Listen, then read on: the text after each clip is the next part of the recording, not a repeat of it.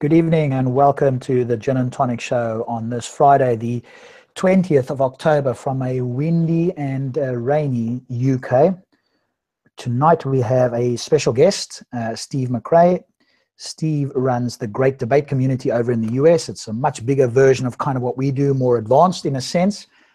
So I want to welcome Steve as a special guest, and of course my panelist, Stop Spamming. Steve, if you could share with us who you are, what's the Great Debate's all about, and kind of just a little bit about you for those people who don't know you. Sure. My name's Steve McRae. I'm the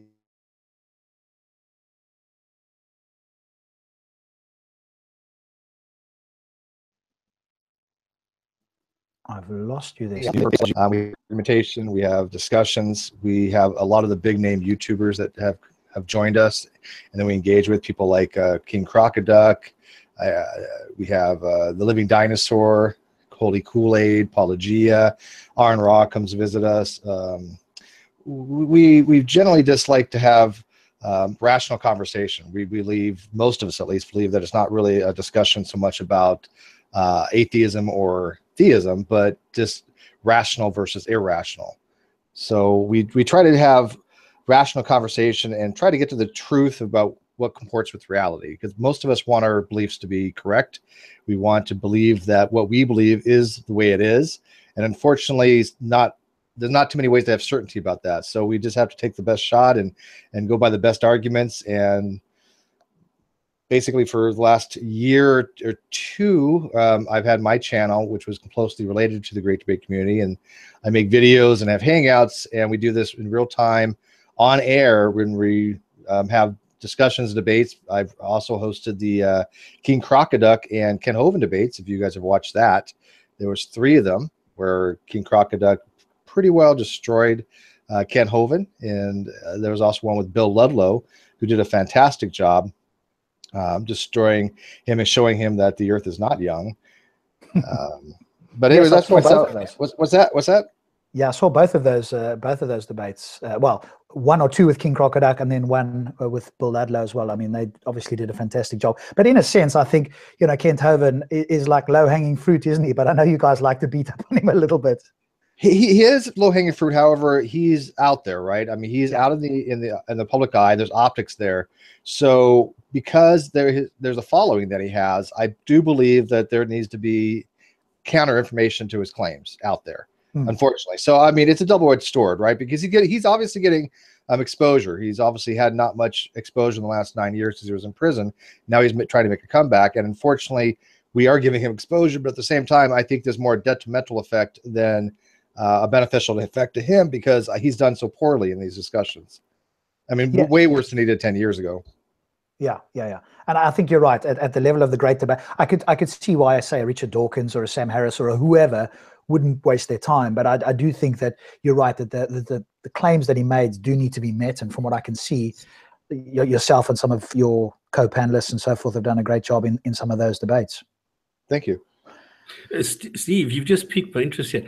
What would you think are the followers of somebody like Kent Hovind, for crying out loud? Who listens to this guy? You'd be surprised. He actually has still quite a bit of following on his website.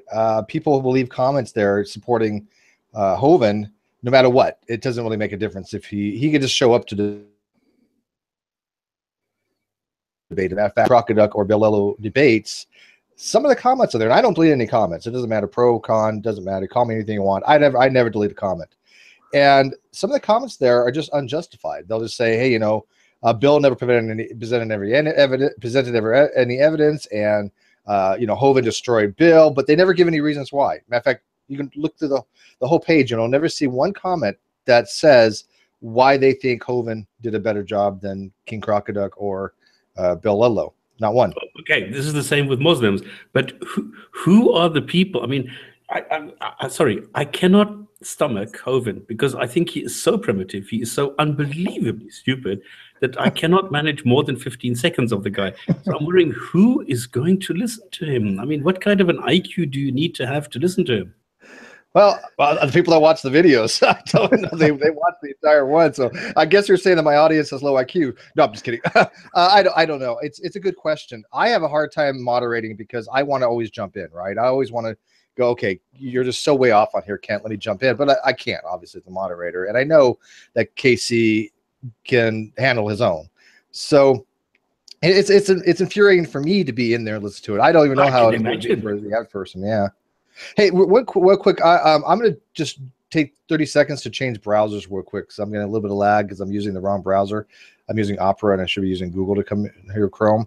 So can you just give me 30 seconds and I'll be right back? Yeah, no problem. While you're doing that, I'm going to just read out the crazy comments. So that'll give us sort of a short while to chat. So feel free to make any changes you need and I will go ahead and share the screen.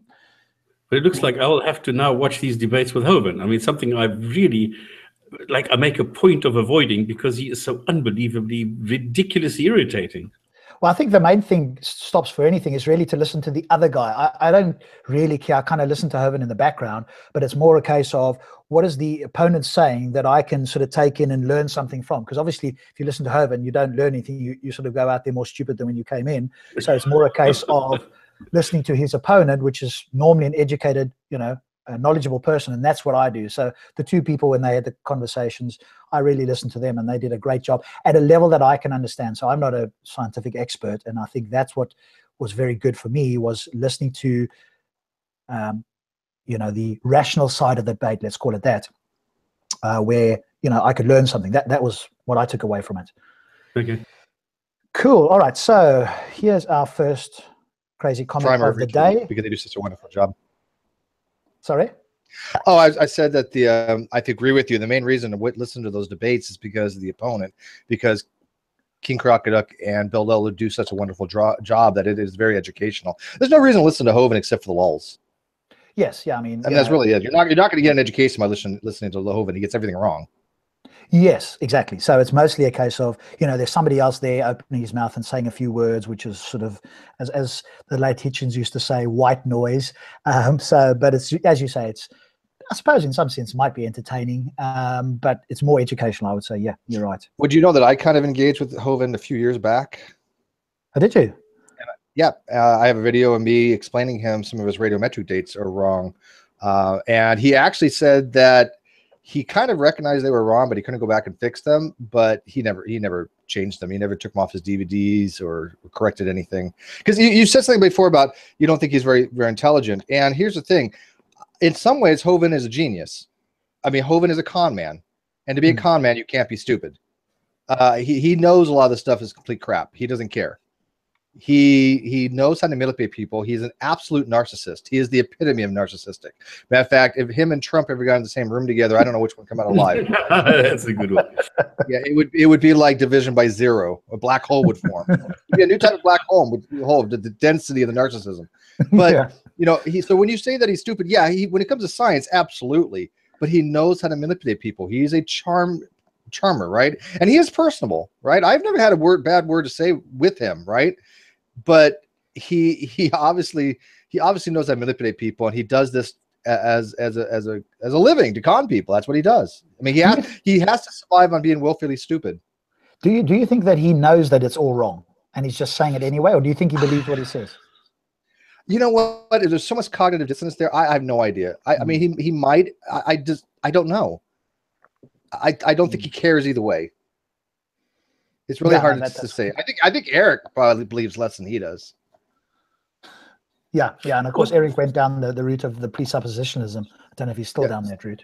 And he failed at that miserably. Somebody actually said that Bill O'Reilly was not necessarily such a huge fan of Christianity, that he might even well be an atheist. I think this was Silverman saying this. And I was surprised because he said, look, he's actually quite a rational person and he knows it's all bullshit when you talk to him off camera. But when he's on camera, it's like he takes on a role. So maybe this is also the case for Hovind. You know what? It would not surprise me. Let's put it that way. Yeah. Cool. All right. Let me get into these comments and get through them, and then we can get into a bit more of the discussion. So this came from Stop Spamming. So I guess this was on your channel, Stops. You fat fuck, rather than sitting there on your ass like a lazy cunt judging and analyzing people, go find something more useful to do. Leave brother Hamza alone. Don't cherry pick. Choose where you see a mistake. Hamza got plenty of banging videos, and he always makes sense. Which Hamza is this, by the way? Is this Darren This is Redbeard? my Redbeard. This is the Patreon of yours? No, this is on his channel. He's got a channel where he analyzes videos. So videos typically at Speaker's Corner, he will then go and analyze. He'll give some commentary, and if they're not banned or demonetized or removed from YouTube, then this is the sort of comments that he typically gets. No, I don't monetize. Yeah, well, these are comments left on videos that you are critiquing of Muslims making, supposedly having a discussion in Speaker's Oh, Corner. I don't delete. Everybody can say what they want. I've had one guy come on and he was abusing others. So he left comments for everybody, like really vile stuff. And him I banned after a while because it just didn't stop. But normally people can say what they want. There is a certain line that can be crossed. I can't say I've never deleted a comment before, but it's very, very, very rare and far between. But there's a limit. Death threats towards somebody else, to me, whatever. But to somebody else, I take those things very offensively, and I don't like having certain comments like that around. But other than that, you pretty well say what you want on my channel as well. Yeah. And the reply I made here, Hamza got plenty of banging videos. I just replied, I thought porn was prohibited on YouTube. Yes, or prohibited in Islam, perhaps. Were any of those videos on a bus? You guys don't have that over there in the UK, do you? No, where people are riding around the bus having a discussion? Bang bus. Oh, yeah, I've heard of it. Yes, I've heard of it. No, I don't think so. That's an American joke. Yeah, okay, now I understand. Right. All right, number 2. Let's just bring it up a bit bigger so we can see it here. Atheists really confuse me. Why don't they just die already? I mean, what is their purpose of living?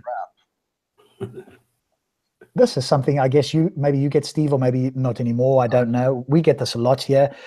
You atheists, you've got no purpose for life. There must be a cosmic purpose. Otherwise, what are we all doing here? Yeah, I don't understand that. Okay, I mean, most people know by now my position. I'm an agnostic. I'm a temporal agnostic. However, I am listed on the Atheist United webpage for the huge list of atheist agnostics and skeptics. I am well active in the atheist community. I are and Ron many times. I do side with atheism on most causes as far as separation of church and state, secularism, and things of that nature. So I basically side with atheists an awful lot when it comes to these things. There was just something that came out just recently, a video by Logic, who I also know, that there was a guy named Deflating Atheism, and he used the same thing, something along the lines of, atheists are all cockroaches and deserve to be stomped out, right? There's this hostility toward atheists that they shouldn't even exist. That should be a genocidal thing toward anybody who says, I believe God does not exist. And I can't see that. I don't understand how a theist of all people would say something like that when they, throughout the ages, have been extremely, and I hate to use the word persecuted, but they have been persecuted in some ways, but they are the ones that were executed for their beliefs. And now they want to do the same things for people for not having a belief. The hypocrisy is overwhelming. And is that in the US? I would certainly question it. With Islam, there's no love lost. Now, some Christians claim to be, really loving. So how does that sort of work on the Christianity side? And Muslims don't claim that at all. So with Muslims, we kind of expect some, backlash like this sort of things. But with Christians, what would how does that square with them being, loving towards everybody? Jesus saying, love your neighbor and all that sort of stuff. It doesn't. It's basically these people are they're trolls. I mean, that's all there really is. But I mean, I love this. I mean, what's their purpose of living? Like, somebody has to base their purpose of living around a deity? I don't see that. I don't have a God belief, even though I'm, agnostic. I don't have a God belief, but that doesn't make me atheist, because the way I define these things, I use formal definitions. I use the academic definitions of these words. Mm-hmm. But my purpose of living is I have a daughter. Yeah, right? exactly. She's one of my purposes. What's that? What was it? I've never heard this academic definition. Yeah, in philosophy, in academics, atheism is defined as a propositional state. It's basically the rejection of theism. So if you're a proposition that some God exists, or at least one God exists, or ontologically the universe is devoid of gods, a theist would affirm that, or somebody would reject that, and an atheist would affirm it, or vice versa. So if I say some God exists, an atheist would go, I do not believe that proposition to be true. I believe it to be false. I reject it. Then they are literally saying that they believe that no gods exist. That's a more formal definition of an atheist. They believe gods do not exist. But do not have a God belief is anybody who just says, I lack a belief, right? A soft atheist would say that, or an agnostic or an atheist. None of them have an actual belief in God, but that doesn't mean they're actually saying, they're not making a didactic claim that gods do not exist. Okay. Okay. But I totally disagree, but we don't need to discuss this. we can later on. Let's get through the comments, Yeah. but we can come back to that one actually, because I think that is a useful thing, because I think Steve can obviously bring his view in there, which I think is, and I want to look at that and ask you some questions. So definitely, I do want to come back to that that position, because I think it's an interesting point to have. Cool. Okay, so on from there. So I think we, as you quite rightly said, Steve, we can all choose to have a purpose. Does there need to be Absolutely. a divine cosmic purpose? No. But this, of course, is the theists seem to feel comfort in going, oh, well, you guys don't have a cosmic purpose because there's no God. Therefore, you're the same as a cockroach or a rock or whatever. I mean, It's supposed to denigrate. That's the only purpose of these types of things, are to denigrate. Yeah, yeah. All right, here's another one. May Allah increase you in knowledge, use you for his sake, and may he bless you, I guess, and your family. You should seriously consider writing a book. This is too Somebody simple. else. Oh, okay. Right. Simply amazing. I love your videos, brother. Okay. So this is a guy, and we'll talk about this a little bit, Steve, definitely. So please do remind me, because this is something I want to talk about. This particular Muslim, you know, puts himself out there as a The whole wind of a Islam. researcher, slightly like a scholar. He doesn't claim to be a scholar per se, but he's a researcher. He's read books, or claims to have read books, and quote mines a lot about that. So I do definitely want to come back, because he's got a specific, and you've seen it obviously with Aaron Ross. He had a specific, he tries to have the specific objection with evolution, which we can talk about. It's more of a philosophical objection now. He's given up trying to object to the evidence, and so he's now trying to bring in a scientific philosophical objection, which I definitely want to chat to you about. So that's who these guys are praising here. I had a discussion, and I had to do a couple of response videos. He threw so much out there, which of course you don't have time in a live discussion to refute, and so I had to go back and do a couple of hours worth of that to find out what's true. And of course, none of it was true. Some of it was half true, and half of it was false. So this is, but he sounds intelligent, quote unquote, and that's why a lot of these Muslims, as soon as they hear one of their quote brothers saying something that sounds like it's quite intelligent, they're not going to go and read the books themselves, and so they just go, wow, this is amazing. It's like somebody being hypnotized. You're like, you don't know what's going on. It feels or sounds good, and you just kind of go with it because it already, you know, goes with whatever your belief system is. All right, on to number 4. Keep it up. Best channel to understand the hypocrisy of fanatic followers of Darwinian religion. Is that the religion of drawers, or what is that? Obviously, a lot of these people are not, English isn't their first language, but surely there's a spell checker out there. I mean, if I went to go and speak in Arabic, I'd try and get, you know, an Arabic spell checker, or speak to somebody and go, hey, does this make sense, or whatever the case is. But And it was edited too. They didn't even fix it the second time. No. Because of course, again, this particular person makes the erroneous claim, let's just put it like that for the moment, that Darwinism is a religion. And then he goes on to justify that by being taught in schools and all that. So they're like, you know, not the Scopes trial, obviously, the trial in 2006 in where was it? The famous trial. Kitzmiller versus Dover. Yeah. So that was 2006, I think it was. And of course, so you know, it shows kind of how far behind we are, because you know that's the claim, that it's a religion because it's taught in schools uncritically, blah blah blah, and it's based on assumptions. And did you see the debate with Aaron Ra and this guy? With this particular guy? Yeah, Sabur Ahmed is his name. I don't think so. I've watched a lot of Aaron's things, but I don't remember this particular's name. I'll see if I can send you. Was it on Darwinian evolution? Yeah, is evolution a fact? And of course, what he tried to do. The debate's over. Well, yeah, what he tried to do is claim, you know, a philosophical point that nothing's a fact. You know, he tried to use, you know, sort of radical skepticism or a version of that, which doesn't help his position. Fact is something that comports with reality. That's true. That in a scientific concept that is provisional. So if we hold something to be true in science, it is a fact. But scientific facts can change because they are provisional. But we have a framework in science that they use, right? So to say there's no facts in science is just a gross misunderstanding of how science works. Yes, and we definitely want to talk about that, because that's a big point now. And what I'm noticing here in the UK, at least, is Muslims coming to Speaker's Corner they don't really understand this at all, but they've kind of heard this and it sounds good to them, and they're trying to now bring this as an argument. So definitely I want to put that to you, and then you can give us a sort of a more well-rounded answer to that. Great. Just as a short explanation, what I'm trying to do is I'm not trying to deconvert. I'm not trying to do any of that. I'm just trying to get people to think. So what I do is I show what these people do, what Sabur, what these Muslim apologists actually are doing, and what is wrong with what they are doing. And I'm trying to encourage people to go and do their own research. I'm trying to show how easy it is to go and check up on the facts.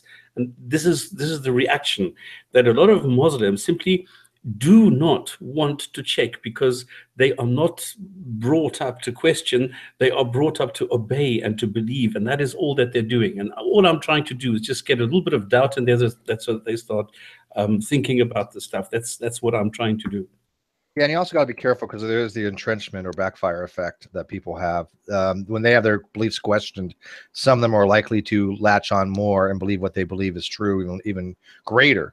A younger creationist have that same exact problem, right? We can show them demonstrably that they're wrong on multiple different counts, using multiple different branches of science, but they're, like you said, so indoctrinated that they basically will even latch on to what they believe in more, even though the evidence is right in front of them that they're wrong. Yeah, but those are the people you will never convince of anything.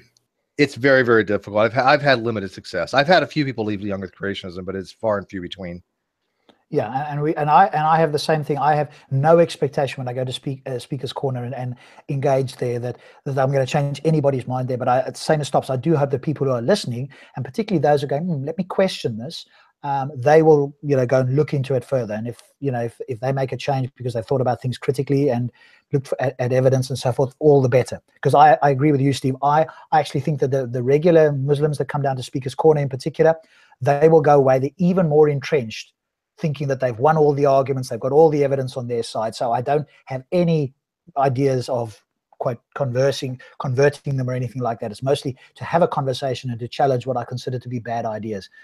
But it's the people watching that I hope will, some of them anyway, will, look into it a bit more. Yeah, that's the same kind of thing with Hovind, right? I know I'm not going to convince Hovind of anything. No. But the people that listen, most of them recognize that he's not knowledgeable in any of these areas. No, but he's great in the sense of, and I know it's not perfectly accurate, but in some senses he demonstrates the Dunning-Kruger effect, doesn't he? With the not having the knowledge, but having the certainty. And oftentimes certainty, when you have an ignorant audience or people who are not critical and they listen, it's the level of certainty. Because a little bit of my background was in psychology, in particular in coaching and that sort of thing for about 4 years. And so part of it is the level of certainty that you can give off. If you're highly certain, you're more likely to convince unskeptical or uncritical people if you can do that. And so what I notice, certainly, and maybe Hovind's like that, but certainly people in Speaker's Corner are like that. They come across as amazingly certain when they have, it's like being ignorant is a shield, because the moment you know more, you go, hang on a moment, I can't make those statements. That's, I would never be able to say this is how the universe started or whatever the case may be, once you look into it a bit more. So ignorance, in a sense, gives them cover, because if they did know more, then they would be willfully dishonest. At the moment, they're ignorant. Yeah. Yeah, absolutely. And because he's so narcissistic that what he says comes across as authoritative, right? It comes across as he knows what he's talking about because of the way he speaks rather than what he knows. Yes, correct. 100% correct. Yeah. Okay, on to the next one here. Again, brothers and sisters in Islam, don't waste your time arguing with people with little and or no knowledge. It's more fruitful to talk to a wall rather than these people. At least a wall is quiet. Quiet. I suppose he meant quiet. They literally know nothing about our beloved Prophet Muhammad, peace be upon him. And the saddest thing is that they don't want to be educated. They don't want to gain real knowledge. Why would you want to talk to a person who doesn't want to listen? If you don't have anything good to say to them, leave it at that. Do not reply or respond to any of their hateful comments. So there's a Muslim giving his view on the rest of us. Why do they make the assumption that people don't want to have, quote, real knowledge? And what do you think they base their, quote, real knowledge on? I mean, have any of these people that you know of ever demonstrated that they've went out and formed some kind of epistemic framework that they've said, I want to build what I think is a good theory of the world, and then they go and they get a theory of knowledge, they get a theory of justification or a theory of truth, and they've studied these things, and they go, okay, now I have a framework. Now I can say this is what's true. This is maybe not true. Has any of them ever bothered to even do that and self-assess whether their beliefs actually comport with reality? Islam doesn't work like that. Because remember, Islam is very different to Christianity. Islam makes absolute statements, absolute claims, absolute everything. What in Islam, what it says is this is the literal word of a God, and you are not allowed to question it. So what the Muslim mindset is, if they are being told something which is in the Quran, and they are being told by their scholars what it says in the Quran, because the Quran in large parts, you can't understand it. It makes absolutely no sense. So you need interpretation, and then they have scholars interpreting it for them, and they need to believe the scholars. And this is why they're saying that this is the truth. For them, Islam is the truth. It's the only one. It's the only one God. It's the only one who's all the others are like second class, and Islam will take over and dominate over the entire planet. These are absolutist claims. So this is what you're up against. So there's very little room for nuance when it comes to none whatsoever. You can, I mean, you can go to somebody and say, well, what is your reason and what is the basis of your belief? And they will say, well, it's the Quran. And then you say, yeah, but the Quran is really badly written. It's full of mistakes, full of errors, full of incomprehensible stuff, full of contradictions, full of this. And they will say, no, there is not a single error in the Quran. Even if you show them the mistake in the Quran, they will not accept it. They will argue until the cows come home, but they will not accept that there's a mistake. I see. It's unfathomable for me to imagine that kind of a level of indoctrination, and I know it exists. I've been in the Arab countries. I've had some discussions with them as well. So what you're saying, I have seen, right? I've actually seen little applications of that happen, and they're not the only ones. I mean, there are actually King James onlyists to do the same thing, but I was never raised that way, right? I was always raised to question things, especially because I loved science when I was growing up as a kid. So to have that kind of indoctrinated level where you have to say no matter what. If somebody says, look, the Quran says 2 + 2 = 5, and I'm using hyperbole here, of course, it doesn't say that, but they'd be like trying to justify that 2 + 2 = 5. I can't imagine anything like that. You know, just it's not in my worldview to have that kind of level of encroachment. Or should be an entrenchment. But it's funny that you should say that. That is literally what it says in the Quran. Like, because it says in the Quran, inheritance, okay? So if you take the inheritance and you work out the inheritance for a guy who dies and he has 3 daughters and he has a wife and the parents, all of a sudden you end up with 7/5 of the inheritance which are being distributed. So this God is very bad at fractions and basic arithmetic, and you show them and they will not accept it. So you're saying that the God that created all the universe and the natural laws doesn't do very well with basic fractions? Correct. But you're absolutely, it is. And the thing is, it's such a different worldview in a sense, Steve. And you're right. They also, as a matter of interest, they think more of Muhammad than their own family. If you ask the ones that are really serious about the religion, they love Muhammad, who they've never met, that died supposedly 1400 years ago. He's more precious than the people that brought them up. And some of them actually love their parents. It's not as if, their parents, abused them or anything and they don't like their parents. They love their family, but Muhammad they love more. And so this is just incomprehensible to the rest of us. But some of their actions, their beliefs are based on that particular belief, and that's problematic, because we know somebody, Stops and I know him personally, who's been threatened at Speaker's Corner, and so he hasn't gone down for a while now because there were literal threats. The police came around. He was showing the videos. He recorded the conversation that he had with the police, and so he hasn't gone back down there because there was a threat against his life that they were going to stab him when he walks out of Speaker's Corner. And so this is what we're facing here in the UK and to some degree in Europe as well. And this is just conversations. All he did was claim that Muhammad was a pedophile. He was quite blunt about it. But this is at Speaker's Corner, like the home of free speech in an open air debate. And so, this is some of the challenge. And again, this is not all Muslims, clearly. but Muslims are also a little bit dodgy about openly condemning even these people. They'll kind of do it if you really push, but they'll try not to talk about it if possible, because now it's like a big brotherhood. And if you say something, you could be outed, or people could be saying, hey, you shouldn't be speaking against your brother, because they're more important than all these non-believers. Well, it's a culture of fear, right? They don't want to have retaliation or retribution. If they think that if they're saying something that's considered to be blasphemous, then that's, I mean, from what I understand of the Muslim religion, those people are treated very harshly. There's a lot of harsh penalties. You're quick on the uptake. Yeah, there's two things that the reason why we still have Islam is due to two things. Number one, it's fear, and number two, if you leave, you're going to be killed. So it's also fear. So both these things, these most important factors, are a contributing factor why Islam still exists. Both, yeah, and they don't like to say that too. And apostasy. But they don't like to acknowledge that fact. I mean, correct me if I'm wrong, but that is the I guess the lack of a better word, policy, that if you leave the Muslim faith, you should be executed, right? They should kill you. But most Muslims I know really don't want to acknowledge that, even though that is part of the core doctrine, is it not? Well, it's considered to be treason. Yeah. So what they try and do, the apologists try, well, certainly the ones in Speaker's Corner, now here's where they try and go to the nuance. And what they really say, I'm repeating what I've heard. So this is me verbally repeating without any additions as best I can, is that it's okay if somebody leaves the religion and they don't talk about it publicly. If they go out into the public and they start saying, hey, Islam is wrong, Christianity is correct, or non-belief is correct, or whatever the case is, now they are potentially in line to be arrested and all the punishments, whatever. And most Muslims will step back from saying what the punishments are. They will just go, hey, they are guilty of apostasy and they should be punished. Hey, I'm not here to tell you what the punishment is, but if they go out there and it's now seen as what's the word, treasonous type of a thing, you're speaking against the state, because in Muslim countries, obviously, Islam is governmental, and so it's a state religion, which is obviously what you guys don't have, which is brilliant. I wish we didn't have it here. But again, it's okay here because more and more people are, leaving the faith. I had the Pew stats, and Christianity is, by 2050, they estimate that about 60 million people will leave Christianity.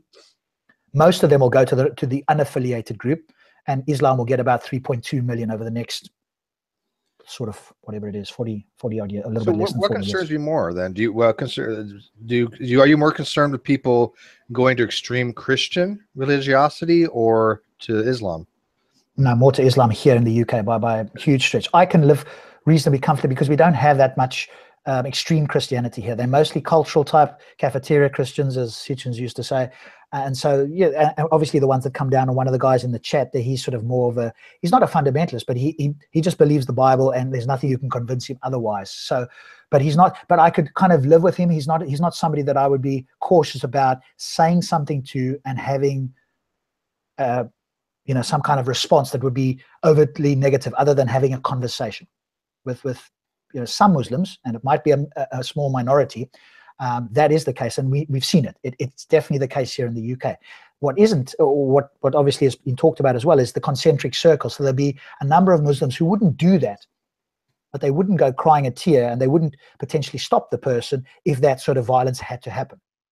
And then you might get the outer circle, which would go, no, we don't, Islam is really a religion of peace. We don't want any of that to happen. But they're more on the very outer, there might be more of them, but they're on the outer part of the circle. So me personally, I'm much more concerned with Islam. And of course, it also tries to be the victim often, because it's still a minority here. So they push hard for all kinds of things where they're the minority, and and they try to get rid of pork in stores. And so they slowly push things that they don't like, and we've got to accommodate them. Yeah, it most certainly is a bigger problem for you over in the UK than it is in the States. Like I said before we went on air, most of the Islams that live in the United States is very isolated. They're mostly back east. They're in more of the rural areas. Where I'm at in California, it's pretty well non-existent. Now, I'm sure there might be small isolated pockets that I'm unaware of, but it's not an issue down here as it is in the UK. You have a lot more prevalent community of Muslims than we ever do here in the States. So yes, I think the one place that I have heard definitely of can see is that. Dearborn, isn't it, in Michigan? I think that's Dearborn, the one. yeah. Yeah, that's one of the. Yeah, they actually, from what I understand, they've actually implemented some type of Sharia law there. Oh, it wouldn't surprise me. It wouldn't surprise me. As soon as there's enough of them, and they've got, CARE and that sort of groups, standing behind them, the moment something happens, they want to shout and complain and cry, then that's what happens. And the real moderate Muslims get drowned out. And so you get the fundamentalists, and it's a smaller minority, but they're very loud. They have the backers. They have people like CARE, etc. Over here, you've probably heard of him, Majid Nawaz. So he's a reformer. He's still a Muslim. I'd love to have a conversation and ask him why he's still a Muslim. But he openly acknowledges the problem in the Quran, and he challenges Muslims directly. And of course, they hate him. There's been many death threats against him. He was an extremist. He's not anymore.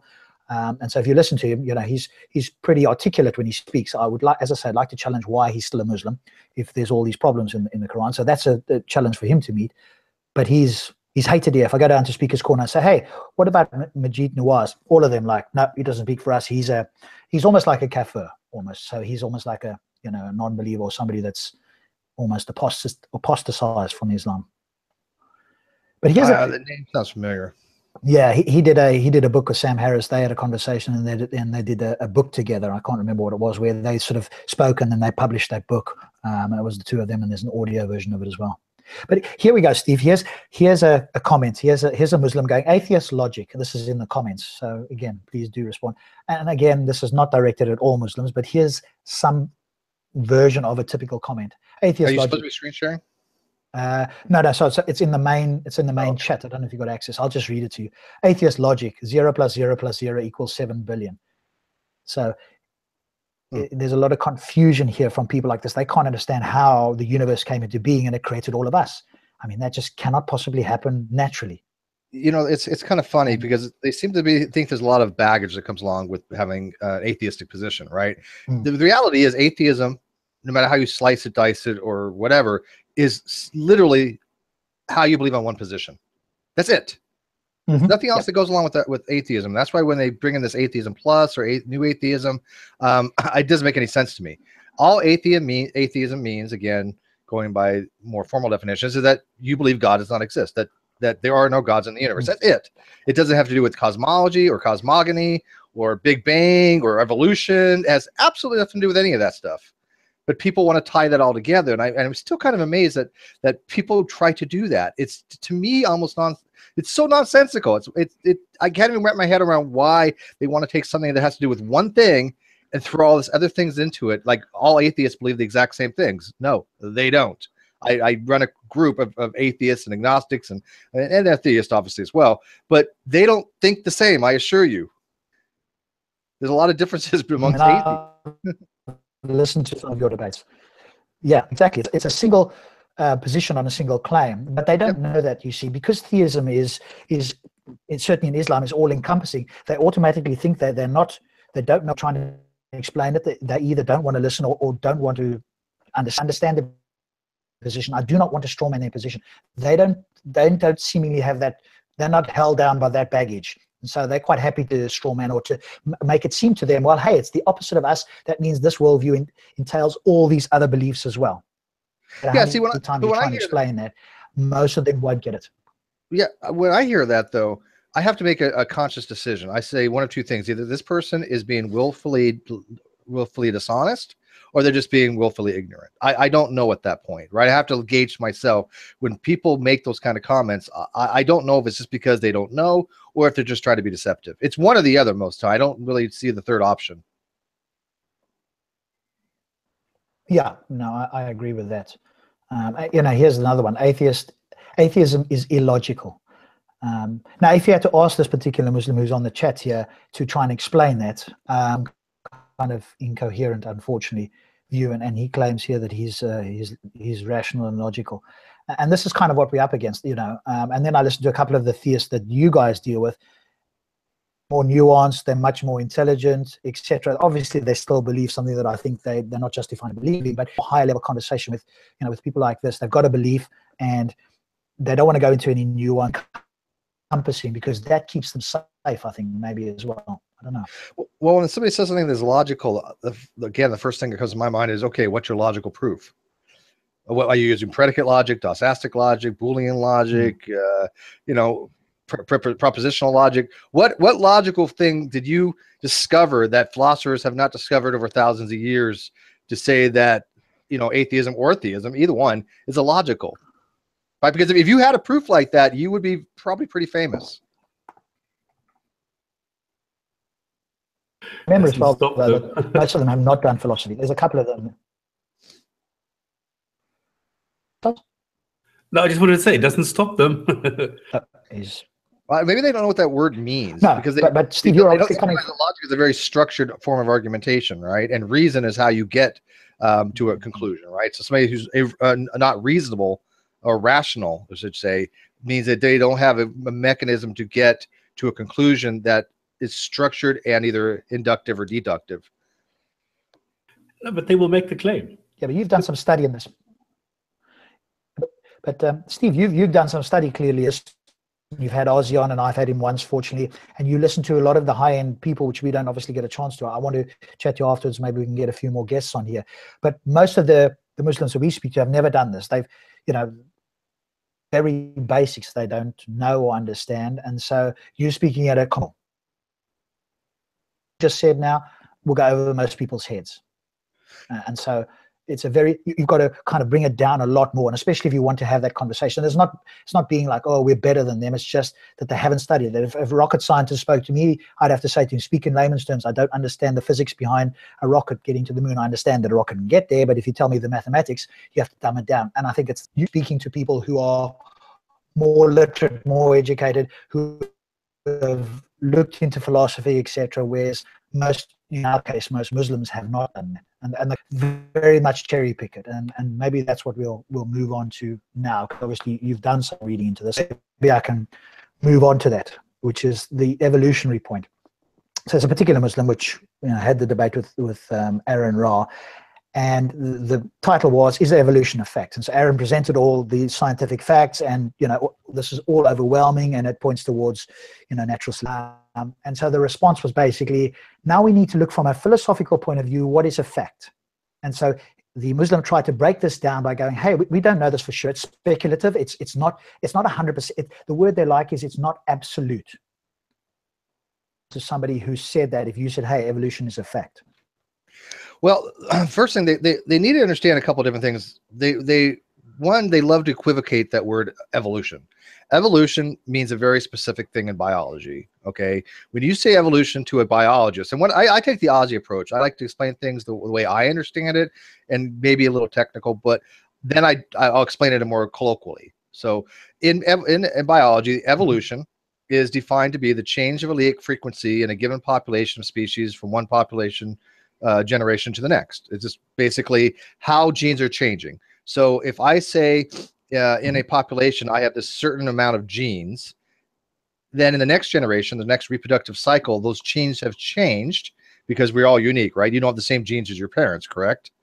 Then there has been evolution. The population has evolved. Evolution has to do with population genetics, not individual per se. So an organism, like a single entity like myself, cannot evolve. But a population of humans can evolve. So that is something that is a fact. We know evolution in a population takes place. There's nobody on the planet on Earth that disagrees with that. Creationists don't even disagree with that aspect of it. What they disagree with is evolutionary theory, which they conflate a lot with common descent, right? Because the modern evolutionary synthesis is the theory of evolution, but it also incorporates common descent with modification, which is a fancy way of saying things change. Things have changed over time. Muslims are different. Mm-hmm. Muslims take all that in their stride. The only difference they are making is when it comes to humans. Well, they're not the only ones. I mean, you guys have watched when I've had Dr. Hugh Ross on, right? And he's the founder of Reasons to Believe. Very nice guy. I mean, I have the utmost respect for Hugh. He's an astrophysicist, PhD. But we don't see eye to eye on specific things. One of which is just what you said. He accepts evolution going back billions of years, except for human. He thinks that human at some point, either there was a special creation for them or they were ensouled at a certain time. And that doesn't really follow from the evidence of the phylogeny, basically the tree of life, right? The descendants that the ancestors we've had that we're descended from doesn't show anything like that. There are no breaks. There's no period of time where it said proof humans exist, right? It was a gradual coming into existence process over millions and millions of years, right? So I don't agree with him that all of a sudden God said, here's humans. It doesn't seem to me that way from the evidence. Yeah, but that's the claim Muslims make. I mean, we can't disprove it in this. Yeah.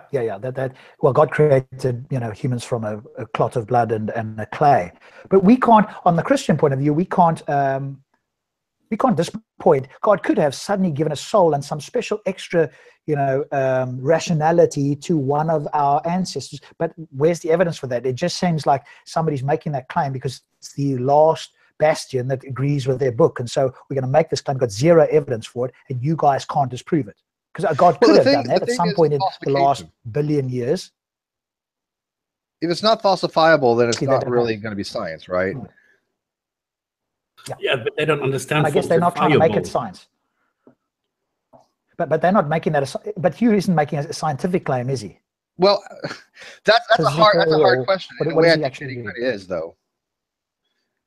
I mean, Hugh tries to write things from a scientific perspective. I've just finished his book, Improbable Planet, and we actually did a hangout on this with him a few weeks ago, a matter of fact. And he does, and I got to admit, Improbable Planet is a good book. I mean, not going to lie, it was a lot better than I thought it was going to be. It's very scientific, it's very technical jargon, but he puts a lot of good information in there, and it's not really what you would think from a Christian apologetic book. But when he does make the argument that there's special creation or special instance of ensoulment or something along those lines, then he does try to make that as a scientific argument, but I don't think you can, because science inherently involves methodological naturalism. And if you're positing something that is in violation of methodological naturalism, I can't see how you can put those two together and then call that science. Now, they don't mind that. They'll for some reason, there's gonna be reasons to believe, will basically put aside that methodological naturalism, because they start with the principle that gods exist and that they're old earth creationists. So they don't really follow that methodological approach, right? So to them, it is science because their scientific version doesn't have to include methodological naturalism. I'm a methodological naturalist as well. Now, some atheists, some agnostics are philosophical. Can you Rob, you're cutting out. Do you have multiple windows open where you can improve something? Because he's been cutting out for me for a while, and I didn't know if that was me or him. Sorry, I've got no other windows open here. I've just got Chrome open. You didn't pray hard. There's not a lot. I can try and plug in. Possibly. I mean, I can try and get a wired connection in here. So, Steve, if you can hear me, can you explain what methodological naturalism is and the difference between that and philosophical naturalism? Sure. The wired connection. So please carry on. You carry on, and I'll be back in a moment. Sure. Methodological naturalism is the approach that science takes that you don't posit any supernatural explanations for natural phenomenon. In other words, if I look at something and I want to be able to explain it, I will formulate a hypothesis, and then I'll test that hypothesis, and I'll retest it, and I'll see if I can violate that hypothesis. If you can't, then you generally accept the claim of the hypothesis by rejecting what's called the null hypothesis. But in methodological naturalism, we cannot posit things like leprechauns or fairies or anything like that as an explanation. If we say, if I drop this, it isn't angels pushing it down. It just eliminates all those possibilities because you want to get to a conclusion that works. You want to get to a model that has not only explanatory but predictive capabilities. So methodological naturalism, one could argue that you just start off with the approach that you don't posit any supernatural. And the other way of looking at it is you can never have a conclusion of a supernatural causation. You can only say, we don't know, right? If you run into a phenomenon that you can't explain, the most you can do is say, we don't have an explanation for this yet. You can never say, because there's no naturalistic explanation, we're going to posit that there's God. When it comes to like philosophical naturalism, which is either what's called ontological or metaphysical naturalism, that posits that there are no supernatural beings or supernatural to begin with. An ontological naturalist would say that everything in the universe is natural. Any element of the set of the universe is also in the set of naturalism. So they're synonymous. They're coextensive to each other. So myself, I don't follow ontological naturalism. I don't start off with the position that supernaturalism doesn't exist. It is possible. And I've even had experiences that I don't know what's supernatural or not, because it's hard to gauge what is supernatural, right? But I don't really care what a person's philosophical position is when it comes to that, as so long as when they're doing science, as long as they're going in the lab, as long as they're educating people, they stick to methodological naturalism. They don't have to be philosophical naturalists, but I do think in science you have to be a methodological naturalist to actually do science, because the whole point of science is to try to find a naturalistic explanation to a natural phenomenon. And if you don't have that natural explanation, you can't therefore just say, I'm going to posit something else supernatural to explain that. Okay, but one thing we need to clarify here, because I can already hear the voices. It does not mean that anything in science automatically precludes something that today we would call supernatural. Okay, correct. Science, at the moment you can detect something that today is being called supernatural, it's part of science. And then it's not something that gets, if somebody were to prove a God or be able to detect a God, God would be part of science. And then you would be investigating gods the same way as you would any other thing. So it's not a matter of you have to reject everything that has to do with God simply because it's a God. Well, that's one way to look at it. So there's some people that actually think that as well. They think that, look, at anything you've discovered now becomes part of the natural set, right? And they have no line of demarcation between natural and supernatural. I don't myself particularly subscribe to that point of view, although I understand it, and I'm not saying that it's an incorrect point of view. But to me, I do think there's a line of demarcation to the point where when we see something so outside our usual experiences, something that is so amazingly unexplainable by laws of physics that we could call that supernatural, but the only time it wouldn't be if we get to the point where we say, okay, now we have laws that explain that. But the hard thing is, it's really hard to define what supernatural is. Most people don't have a coherent definition of what supernatural means. I don't even know how I define it. It's very difficult to define. Okay, but it's not a presupposition. It's an observation. In science, one could argue either way. Some people, it depends on who you talk to. I've talked to scientists that say methodological naturalism is a presupposition, and I've had others say that it's just a conclusion, because so far to date we've seen no supernatural causation, so therefore we've just concluded that there are none. So it really depends on your point of view. I don't think it makes a difference, really, right? Either way, you're not going to end up with an explanation of leprechauns, right? But it makes a huge amount of difference to Muslims, because then they have another way that they can argue it. Well, that's a fair point, right? But I mean, I'm not arguing from a Muslim point of view, right? I'm looking from the science. But you're right. I think it gives people a little bit more weasel room, right? And they want to be able to wiggle out of things. And like somebody was mentioned, or the speaker was mentioned earlier, that when they want to have this epistemic uncertainty, right? They want to say, look, well, how do you know that? How do I know that? It's kind of like the Sci 10 version of precept, right? They want to say, well, we don't have any kind of certainty of knowledge. And that's a very disingenuous way to approach a conversation. But two, they don't seem to understand that there are ways to build an epistemic framework where we do have knowledge. I'm not a knowledge skepticist, right? I'm not a nihilist. I think we do have knowledge. But I have a framework where I can justify what I do believe is knowledge, right? Can you share that with us, Steve? Because I'll be interested to hear yours to see if it's the same as mine, or if not, maybe there's something I can learn. So maybe if it's not too long, maybe you could give us just a brief overview of what that would look like. Yeah, mine's simple. I take a very simple approach. There are a little more complicated ones, but I take what's called a foundationalist approach. Oh, yes. A foundationalist is basically somebody who accepts things axiomatically. You can call them brute facts if you want, or Plantinga would call them basic beliefs, or properly basic beliefs. And I start with some very rudimentary assumptions to build my framework. My very first one is that the universe exists. So the universe is real, the universe exists. I have no way to ever prove that axiom, right? I can't go outside of existence, whatever that would even mean, to determine whether existence exists, if you want to make it, say that. So it's an axiom to me. I take it as axiom. The second one is that I believe we can actually look at the universe, we can observe it, and we can draw inferences and knowledge from it, right? Again, no way to prove that. It's an axiom. And then one of the third ones would be something along the lines of that predictive models that have utility are more useful than ones that don't have utility or predictive modeling capabilities. So in other words, if I have two competing models, you've heard of the law of parsimony or Occam's razor? Yes. Yeah. Okay. So if I have two competing hypotheses that have equal explanatory power, I'm going to choose the one with more with less assumptions, right? Assuming that they have equal predictive capabilities. So my third assumption is basically saying that if I have two models, the one that can predict better and explain better is the one that I'm going to go with. Again, I can't really make a proof for that. I can't make a logical proof to say that's the case. I take that axiomatically. Then there's other things we draw from that. But foundationalism is basically you take some properly basic beliefs and then you build from them non-basic beliefs. Yes. So you start with something that you can't prove axiomatically. And with that includes, for example, the laws of logic. So contradiction. Yes, I'll take the laws of logic. You can't prove those. We just accept those as a brute fact in a sense. So yeah, I would probably be the same as you then. Like, I know there's two others, or at least I've heard of two others. I can't remember the names off the top of my head.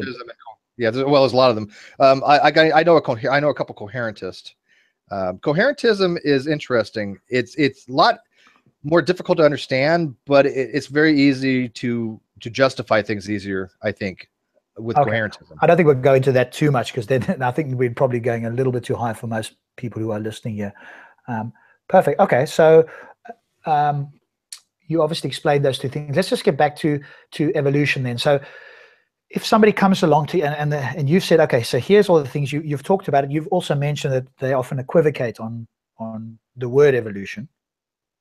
And if somebody comes to you, Steve, and they say to you, hang on a moment, Steve, this is all it's probabilistic and it's based on assumptions, and not everybody agrees on this, and it's not absolute because science changes, and therefore, yes, it's a working model. I'm actually paraphrasing the words that have been used. It's a working model, but it's not absolute, and therefore, it's not something that we as Muslims, and I'm just obviously putting myself, as I hear the words, I'm saying it back to you, we don't have to accept that as more powerful than what the Quran says or anything else, because it's got these in inverted commas, inherent problems in it. What would be your sort of response to that? The first thing I would say is science does have assumptions. Demonstrate that those assumptions are unfounded or wrong. If they can't do that, then they have no case. So he will just... They have to be able to demonstrate that the assumptions that we take are either unfounded or just outright wrong, right? I mean, just to say that as assumptions, so what? We all have assumptions. I started with the assumption that the universe is real, and without that, I can't even begin to formulate anything else, right? So according to them, because I have an assumption, all of reality is wrong. Yeah, and of course they're in the same position because they have to assume certain things as well. So I'm not sure that gets them any further by making that claim. But it doesn't. In fact, we all have to assume, and again, whether you're a foundationalist or not, the way I'm looking at it is that everybody starts with the assumption the universe is real. I mean, how do you get around that? I mean, that's a problem that they had back in the day with solipsism, right? How do you know that external minds exist? Well, eventually you've got to get to the point where you just say, well, I just take it as an axiom, right? Yeah. You can't prove it. Could we be able, the claim, and obviously you've heard it from Ten Bruggencate and a few other sort of more intelligent versions of the precepts, and there's a few Muslims who claim that as well. Well, you could be a brain in a vat. Can you prove you're not? No, you can't.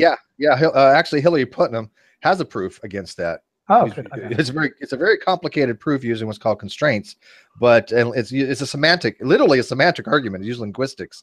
But he actually has an argument against the fact of us being in a vat. So people aren't aware of that. But on the upside is that it wouldn't matter either way. This is our universe. This is our reality. If there's anything external to that, to me, it makes absolutely no difference. This is the world we live in.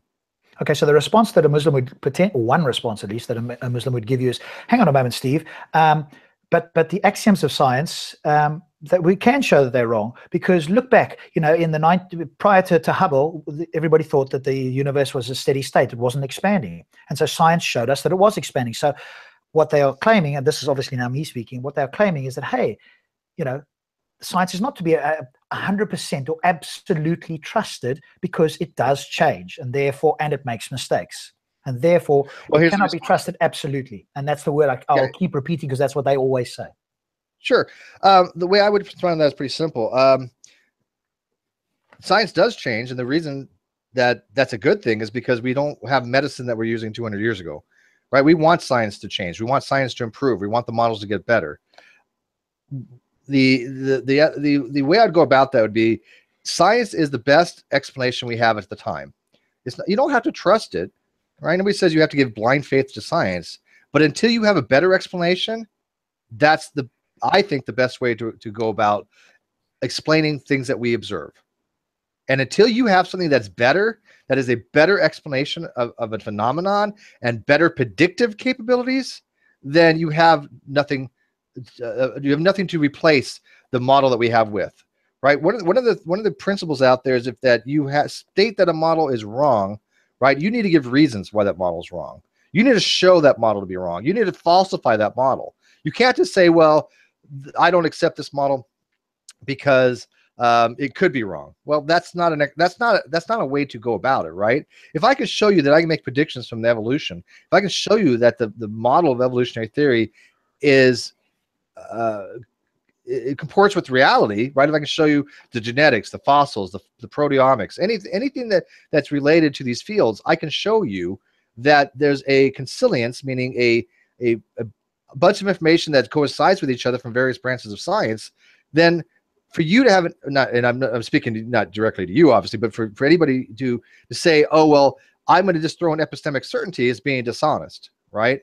Because they need to show by a falsification criteria, meaning something to a core property of the model, that the model is wrong, and they don't do that, right? So to me, I just honestly dismiss them out of hand at that point because they are just being deliberately dishonest. But you deal with these people the same way I do. I mean, you're dealing with Muslims, I deal with the young creationists, right? But that's the point where they get, and it's actually great because the people listening could see at that point when somebody has reached that limit of epistemic nihilism and they just get to the point where it's just a sophistry, right? And I think that the people listening turn against them at that point.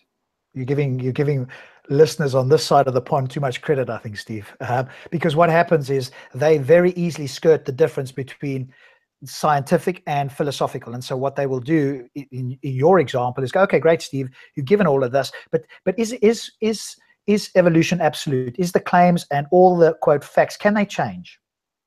They can change. And if you okay. want to see, but here's the thing, they can change. Now go ahead and show that they should change. That's where you have your burden now, right? If you want to claim that evolution is false, you now have the onus to demonstrate that it's false. It can change. Yes, evolution could be completely wrong. Show that it is. Until you can, you have no argument. Okay, so that's your position. So once they get to the point of, okay, it's wrong, it's not absolute, which I agree with you is a complete red herring, because if they go down the absolute route, then one of the questions to ask them would be, well, what can you show as absolute? And as Stops would say, the only thing they fall back on, which we have, it's rare that I make a very certain claim, and one of them is this particular point. They will fall back on something called the fitra. You might not have heard of it, which is basically that every human has got an innate belief in God, and not just a God, but the Muslim God. Because Christians kind of make a similar claim, and I've heard I think it has a claim. Mm-hmm. Yes, but they get out of it in the following sense. They go, hey, those people who don't, or claim that don't believe in God, or even if you could show me somebody who was brought up who doesn't believe in God, in some way they're just denying it. Now, the Muslims don't say that. They just flat out assert that everybody believes in a God. Even if they don't know it, they all believe it. And again, for me, that particular claim, we've gone through that in different videos and other talks. We've buried that claim as far as I'm concerned. That's just a non-starter. The Christians have got a wiggle room there, or seemingly a wiggle room. Maybe they haven't. You could explain it. But that's what they'll go back to. They go, hey, and this is the argument. I'll give it to you almost, not quite word for word, but close. We can claim the fitra as epistemic certainty because it's like an axiom and there's no knowledge transfer. So you don't need to know anything to have the fitra. And therefore we can claim that as an axiom, and you atheist or you non-Muslim have to prove us wrong. And as long as we've got the fitra, that overrides anything else that you can possibly bring me, because we now have absolute certainty that our God exists. You guys are just denying it. Well, they're the Christian version of that, obviously Romans, right? Romans 1, which is, to me, a bastardization of what it's actually saying, because the Romans is actually talking to a very specific group, right, in Rome. It had nothing to do with everybody on the planet knowing that God exists. And I think that's similar. What sounds like what you're saying to the Muslim belief that all men are theists, whether they know it or not, right? Yeah. But the problem with their framework is that sure, they could take, like Plantinga argues the same thing, that God could be taken as a basic belief, right? Now I have personal issues with that only because the way I look at especially a properly basic belief, there has to be certain conditions to be met. There's about 6 or 7 of them, and I don't know them off my top of my head. I remember one is basically that the belief has to be something that all people need to have to function. For example, we all have to accept reality in order to be functional in society, right? I mean, you can't even function in your own life if you don't accept reality to be real. What are you going to do? Just like stay in a little corner, like huddled up in fear? No, you have to live your life. So the basic belief that the universe is real is something that all people kind of need. I don't think people all need to have the basic belief that God exists, right? So I don't consider that to be a properly basic belief. Now, if they want to take it as such, that's fine. They're allowed to do so. They can build their framework from that. But it's not up to me or you or anybody else to show them that axiom is wrong, right? We have no onus to do that. Yeah, I guess what they're doing then, and this is what happens certainly in Muslim apologetics anyway. Certainly at Speaker's Corner. This is not online. This is not when it's in an academic debate, but it does filter out to people just in general out there that are watching. Is that they make this claim and all it seemingly to me anyway is as you said, it's just assertions. But it's wrapped up and it's now given as like an argument almost. But really, if you break it down, you look at it, it's just assertions. And this is very appealing for people who don't know anything about philosophy or science or anything like that. It sounds like, wow, you've given an argument, in inverted commas, for the fitra being a, quote, properly basic belief, which, yeah, I would agree with you is an assertion. And one of the things I heard, and maybe you can tell me whether this is again true or not. One of the things with an axiomatic belief is you need to assume it to even try to falsify it. So it's the word I heard was self-attesting is a nice way of absolutely, yeah. Which God isn't. We don't need God. You don't need to invoke a God to falsify. You just don't need that. It's as Hitchens has obviously said, and many people have. It's superfluous. It's just adding extra. But that then goes to, oh, well, and then they'll bring in other arguments. So, okay, so I think you've kind of addressed it in the sense that you're going, well, hey, at that point, yeah, I would agree with you in the sense that they are bringing forth this claim of certainty using the fitra, and you've pointed to Romans, as a way to override science and go, hey, and here's another way they've put it. Hey, if you've got a deductive argument, which is, I don't know how they can get the fitra gets to a deductive argument, but there we go. If you've got a deductive argument, that always beats an inductive argument. This is literally what they've said. I'm not paraphrasing. I'm repeating to you. So what's your thought on that statement? Well, here's the problem I have with the statement. Deductive arguments never give you any new information, right? Deductive arguments only are arguments based upon what you already know. And so I personally find inductive arguments to be a lot more interesting because inductive arguments allow an acquisition of more information. And I want to learn stuff, right? So I want to be able to acquire more information. Anybody can make a deductive argument. Anybody who knows how to do a syllogism or modus ponens can do a deductive argument, right? That's not that difficult to do, right? It doesn't necessarily mean, even if I create something logically, it doesn't have to be sound, right? I can create a logically structured argument that's not sound. Doesn't mean it comports with reality and it's true. But with an inductive argument, that's how you solve things. I mean, if you look at like Sherlock Holmes, he didn't do deductive argument, right? He did induction. Yes. His arguments were inductive. And so that's how I think science is approached. Science is more done through induction. Yes, I agree. I agree. But what they want to do is go, hey, you guys haven't got certainty. We want to claim we have. We're going to give these bunch of assertions, and that's going to make us feel like we now have superiority, and you guys have got the scientific thing, which is, quote, always changing. And so they walk away, and some of the people who are less knowledgeable go, oh, yeah, you know what? Those non-believers, they've just got science, and that's always changing. Hey, do you know what? I've got this absolute belief, which is unchallengeable, and therefore I'm justified in believing it. And it doesn't matter what scientific evidence you bring me, it can always be wrong, but my belief can't, and therefore... But it's simple smoke and mirrors, right? I mean, anybody can claim absolute knowledge. That's how you get cults. I mean, cult leaders generally, what their word is the absolute rule, right? So when you have somebody that's saying that, oh, look, I have absolute knowledge, therefore I cannot be wrong, they're just making an assertion. But as you said before, and I'd agreed, it's how somebody presents it, right? If somebody presents something with confidence, oh, I have absolute knowledge, people buy into that, right? Regardless of if they do or not, because how would they ever justify or show that they have absolute knowledge using it to the way they're using absolute knowledge? You couldn't do it. It's a game. Yeah, well, hey, I agree. I just wanted to sort of get your opinion. I think we do agree on it. But that's the approach of, and again, hopefully Stops is listening here, and huge inverted commas, of the intellectual Muslims over here are trying to do. They've given up with the evidence side. You still hear evidence, arguments being presented, but they certainly, a particular group that I'm thinking of, so many atheists over here have refuted them either in videos and so forth that they've sort of given up with the evidential approach. So now they're trying to go the philosophical, and to me that sounds like they're hanging on with their fingernails. So the philosophical argument is what they're left with, and now they want to try to undermine everything else with a philosophical approach. Yeah, well, they can't falsify the science, right? So they have to take a philosophical approach. They have to take this epistemic uncertainty approach. I just find it to be a form of dishonest discussion. That's all. I really have very low respect for people that use that kind of argumentation, but they do it because, like you said, it does work for certain people. Certain people listening and go, oh, look, this person is showing that science changes, therefore we can't trust it, therefore let's trust somebody who says they have absolute belief, because people are sheeple when it comes to that. I mean, that literally goes back to our first discussion earlier, how Hovind got to the position he's at. That is exactly how that happened.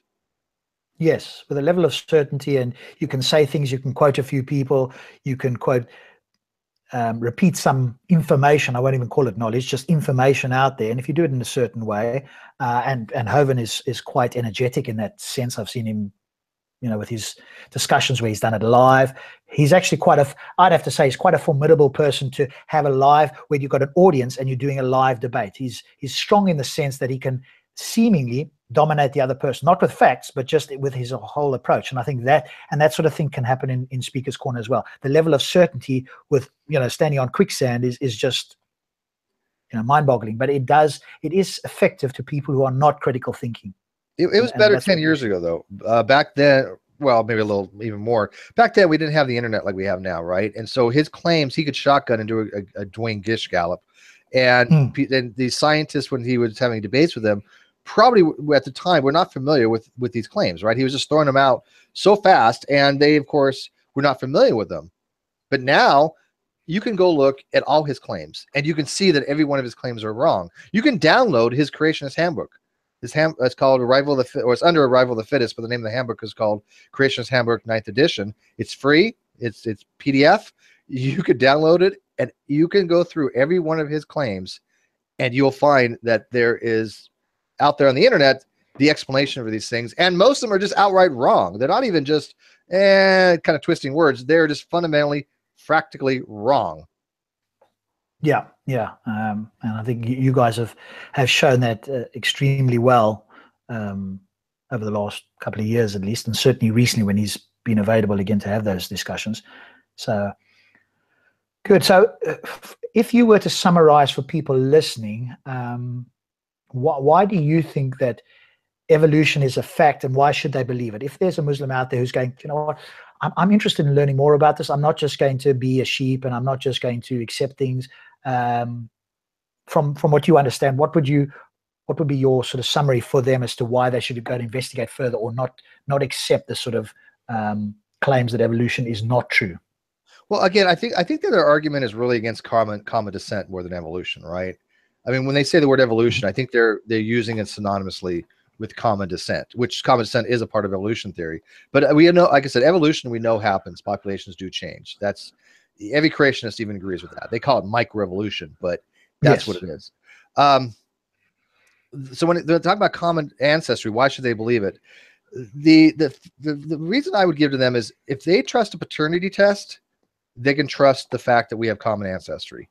If you believe that you can take a test and see whether you came from your parents, right, then that same genetic reasoning, that same evidence for genetic certainty that you are not well. You can only prove that you're not the descendant of your parents. You can only be 99.999% that you're sure.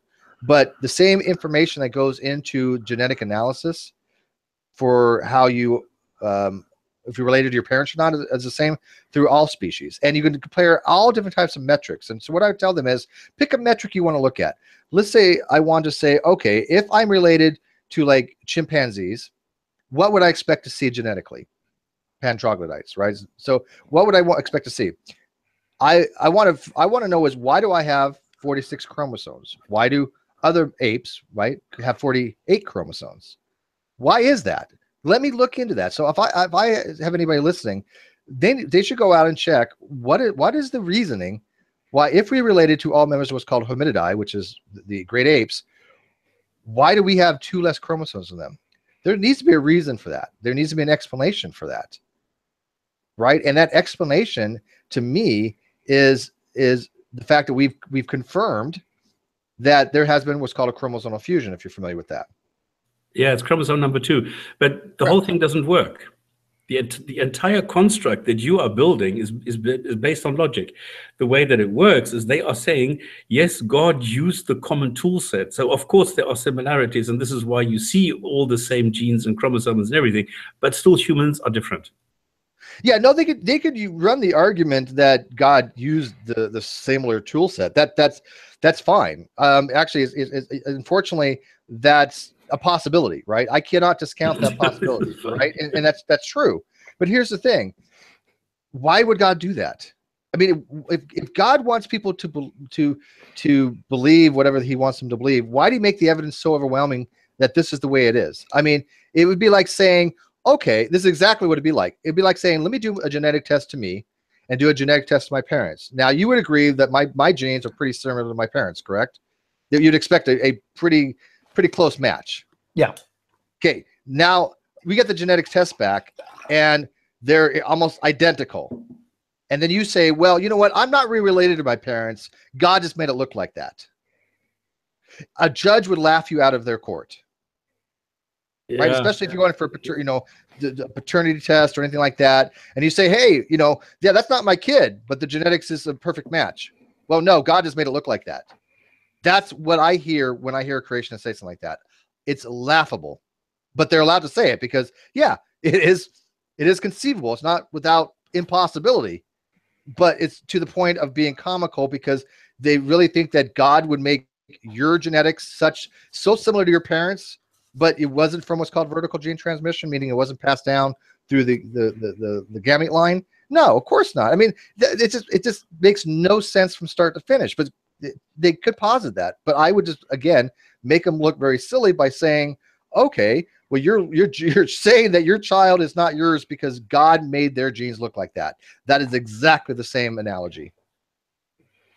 What about, going even further, Steve, what about things like the deactivated genes, vestigial organs, and that sort of things? If they're claiming that they've got a perfect God, then this design is not by any stretch perfect. And so what is the typical response to this? Are they claiming that God is not perfect, or are they claiming how do they attempt to answer this? Because in Why Evolution is True by Jerry Coyne, that and biogeography, he says they don't even try to address these sort of things. They just avoid them as far as possible. Well, there's a couple ways. One thing you got to be careful, because one could argue that an imperfect design is a perfect design to a deity that wants it to be an imperfect design, right? I know that sounds kind of convoluted, but if the designer designed something to be imperfect for a reason, to them that is the perfect design.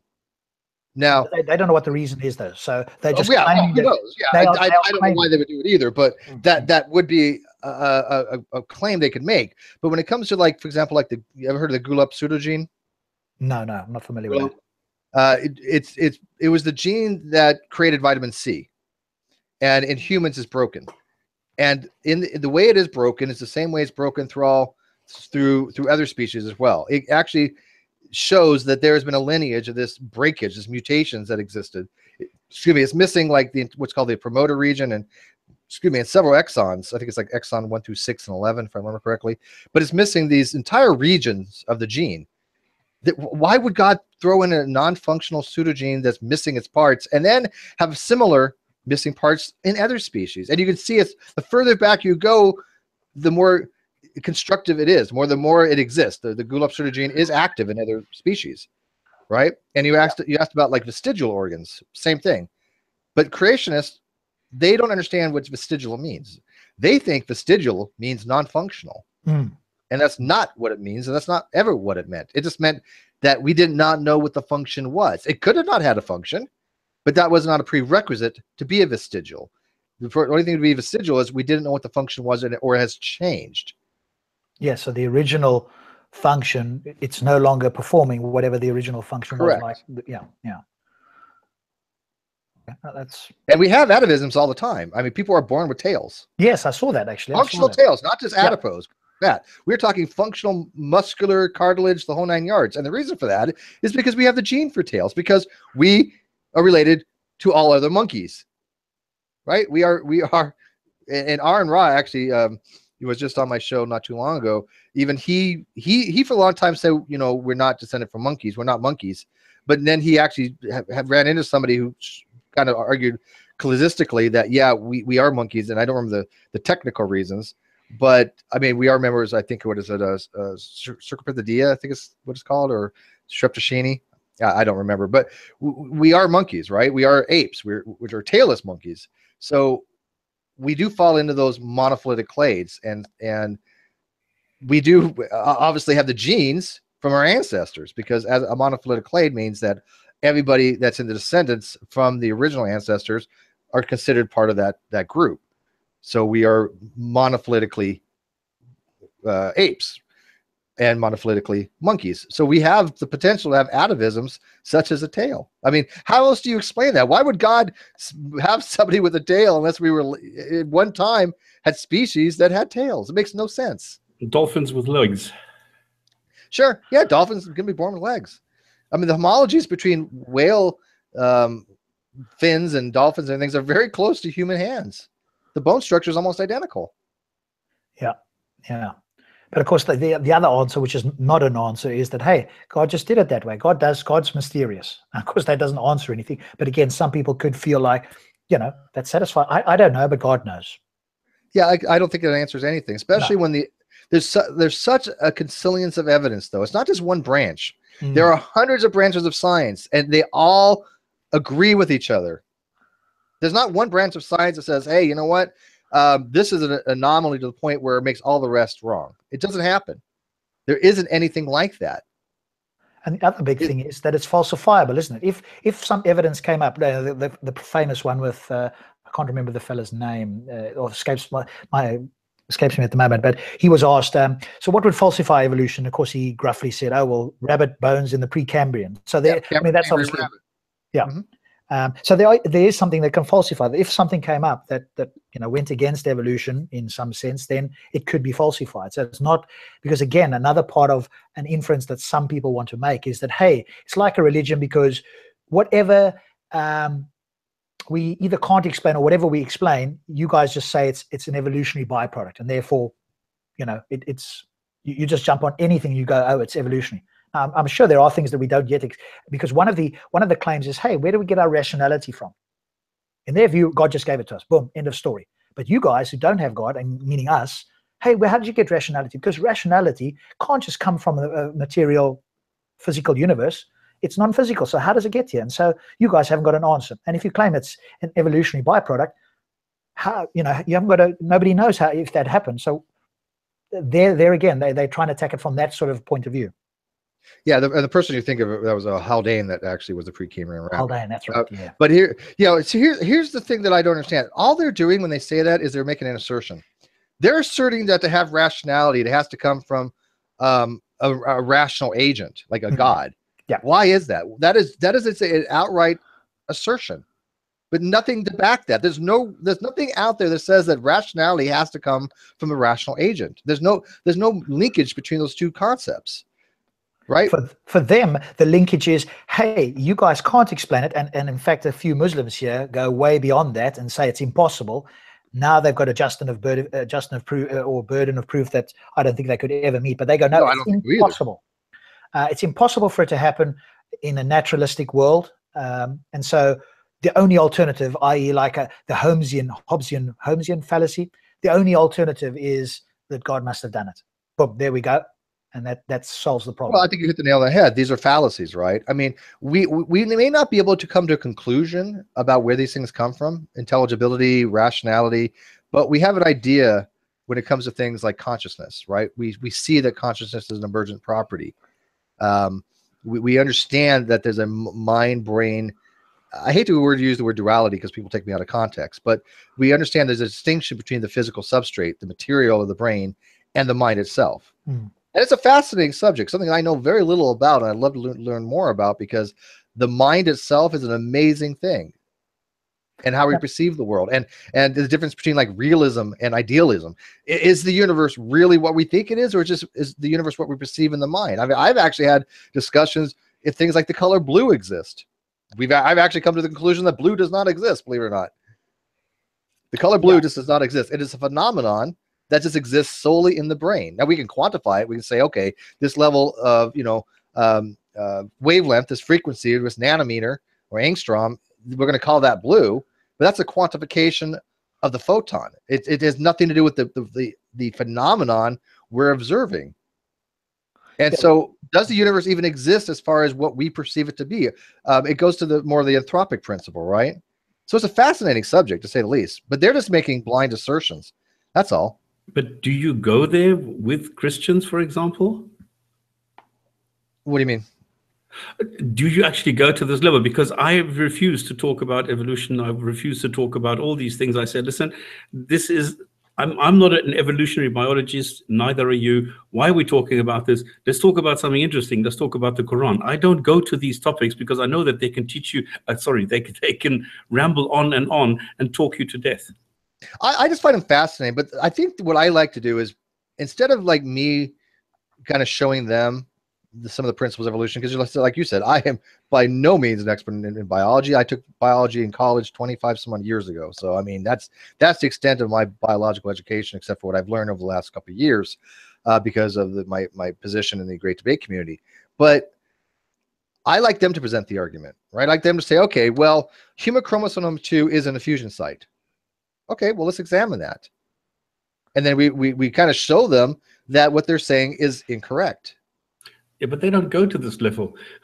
what we get, or what I'm getting, is that they're making absolute claims, and they're saying, well, all of science is debatable, and it's falsifiable. Or no, it's falsified. This is the point. All models do get falsified. They don't understand the difference. They don't really understand science. So the thing is, not true at all. Yeah, I know it's not true at all, but this is what I am being confronted with. And this is why I'm saying, look, I'm not going to go there, because it takes too much time, because you can open a can of worms and it takes you half an hour just to put everything back together and show that this is wrong. And then they just throw the next one at you. And this is why I sort of stop this and nip this in the bud and say, look, I'm not going to go there. Let's talk about something interesting, which is your area, and not talk about something that neither one of us is an expert at. That's why I stopped this. And this is why I'm asking whether you do this with Christians, that you actually allow them to go there and dictate the speed and the topic.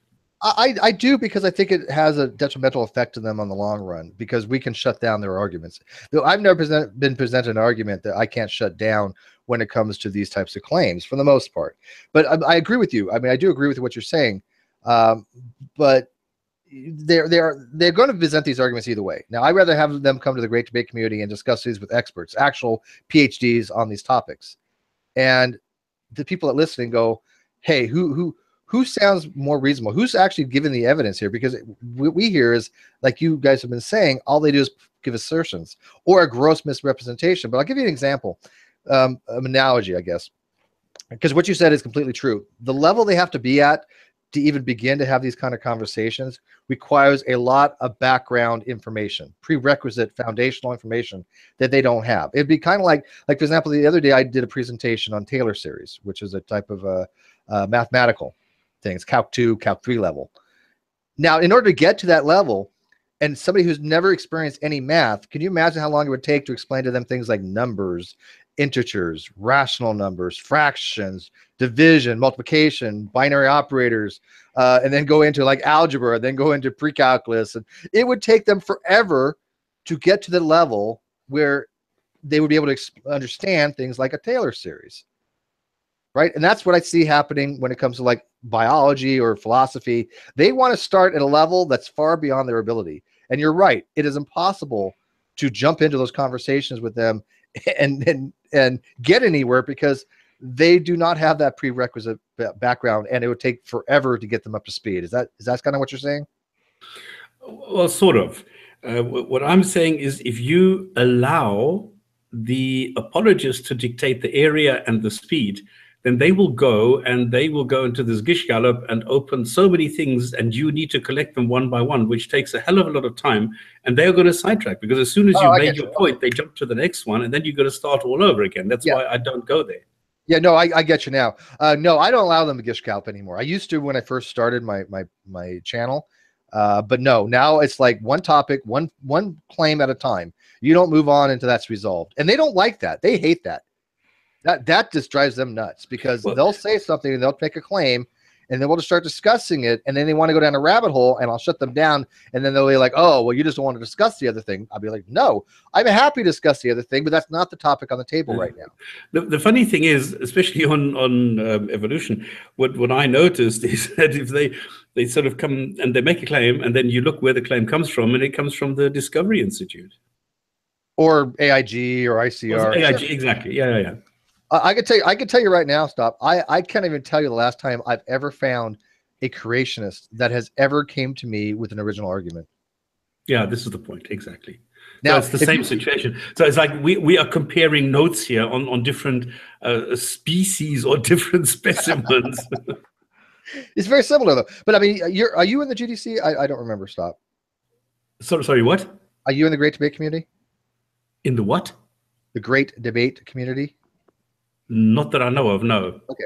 Let me post the link here. I'll post it. But hang on, the Great Debate community, isn't that a Muslim, the Great Debate company from Adam Dean?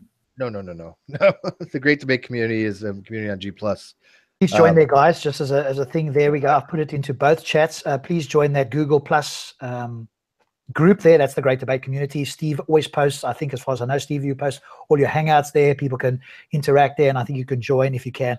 Steve normally has 10 panelists in there. You can hardly join. It's like a got 25. In my bigger ones, I got 25. Yeah. Okay. But wow. Yeah, I got a business account. But the reason I brought that up is because people on the Great Debate community bring forth their own creative arguments. Right. I've just in the last 3 weeks, I presented 3 or 4 of my own original arguments. Right. Oh, that's nice. And I want to get feedback on them. Right. And if I get shot down, if somebody says, "Hey, Steve, that's a crappy argument. That's stupid," I'm like, "Okay, that's fine." Well, that's how you learn. Yeah. That hasn't happened yet, by the way. But if it did, I wouldn't be offended by it. Right. I'd be like, "Hey, okay, you're right. That was a dumb argument." You can't be afraid to put forth dumb arguments because that's how you learn. But I like creating my own questions, my own arguments, and they foster activity on the community, right? They foster people answering, going, "Oh, you know what? I haven't thought about that before." And that's what I like to see, because I don't see that from the creationist side at all. No. It's just follow the Bible. Let's see if we can, here we've got a claim. Let's see if we can find any evidence or an argument to back up this claim. Let's not try and falsify it. All we want is to try and confirm it. And if there is a falsification, we'll sidestep that. And worse, they just parrot stuff. All they do is parrot what they've read on some creationist page. They don't understand it. They don't know how to articulate it. They don't know how to argue it. But they'll say, "Oh, well, such and such from AIG said this." Well, I'm in contact with all of them. I've been in contact with Dr. Tompkins, Dr. Jeffrey Tompkins, and Humphreys, and Snellings, and Wood. You name it. I've talked to them. In fact, I got Jerry Bergman coming on soon. I got Humphreys that we've been having discussions about rates. None of these creationists have ever gone and said, "Oh, I've had a discussion with such and such, and this is let's talk about their argument." No, they just say, "Oh, this person said this on some page." Well, that doesn't do me any good. If I wanted to argue with Humphreys, I would go to Humphreys, right? So don't sit there and use Humphreys' arguments and not your own. especially when you don't know how to articulate them properly. Yeah, if you're not knowledgeable in a particular area and all you do is quote mine other people to back up your case. Exactly. I don't like, quote mines drive me nuts. If I wanted to argue against that person, then I would have that person because I know these people, right? So quote mining to me is one of the most dishonest form of argumentation in the world. Terrible. And we get that, unfortunately, on this side a lot, because you read the next verse or you look at the next paragraph or whatever the case is on the claims that are made when you've got the time to back them up, as Stops does. And when I did occasionally once or twice, you find that, it's so quote mine, and the very next sentence or the entire paragraph, whatever the main argument is, doesn't say anything like that. They've taken a sentence out there, which if it stood on its own, basically says the exact opposite of what the entire position might have been. Or every single time. Yeah. Steve, do you get Muslims coming in saying, yeah, I can disprove Christians much better than you can? Honestly, we only had a handful of Muslims in the community. There was one that came by, and I think you guys know him. In fact, I think I met him in here, if I'm not mistaken. The last time I was talking to you speakers, I think there was a Muslim guy in here. Oh yes, Marshall Mathers. Probably. Marshall Mathers. I can forget that name. Eminem. Honestly, I eventually had to block him. Yeah, he gets irritating after a while.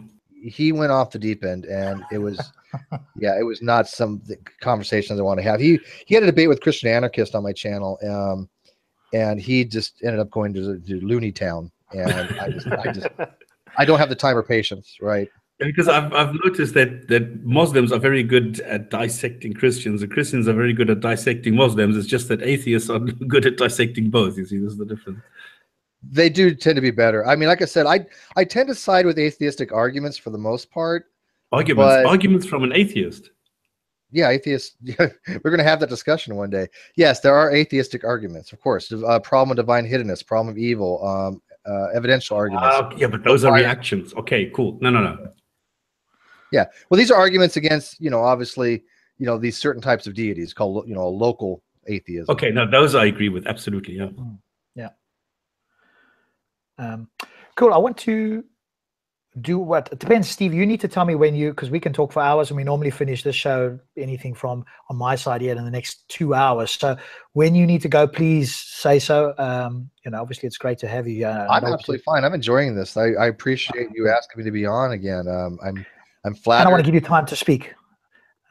That's the other side, because I notice sometimes in your hangouts you got 10 people, you hardly get a chance to speak, and you've obviously had a chance to hear many of these different arguments. Okay, admittedly you don't know necessarily the specifics of the Quran, but you do know the wider arguments, and they're all incorporated by Muslims as well, often borrowed from Christians, because some of the Christians, as you've pointed out, are much further ahead in terms of just how they bring the arguments out and the nuances they try to bring.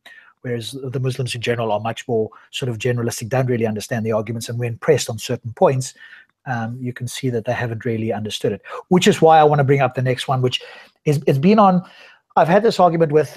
He's not the brightest guy, and I don't say that disparagingly, but I think everybody would agree. In fact, other Muslims have said so. So I'm not.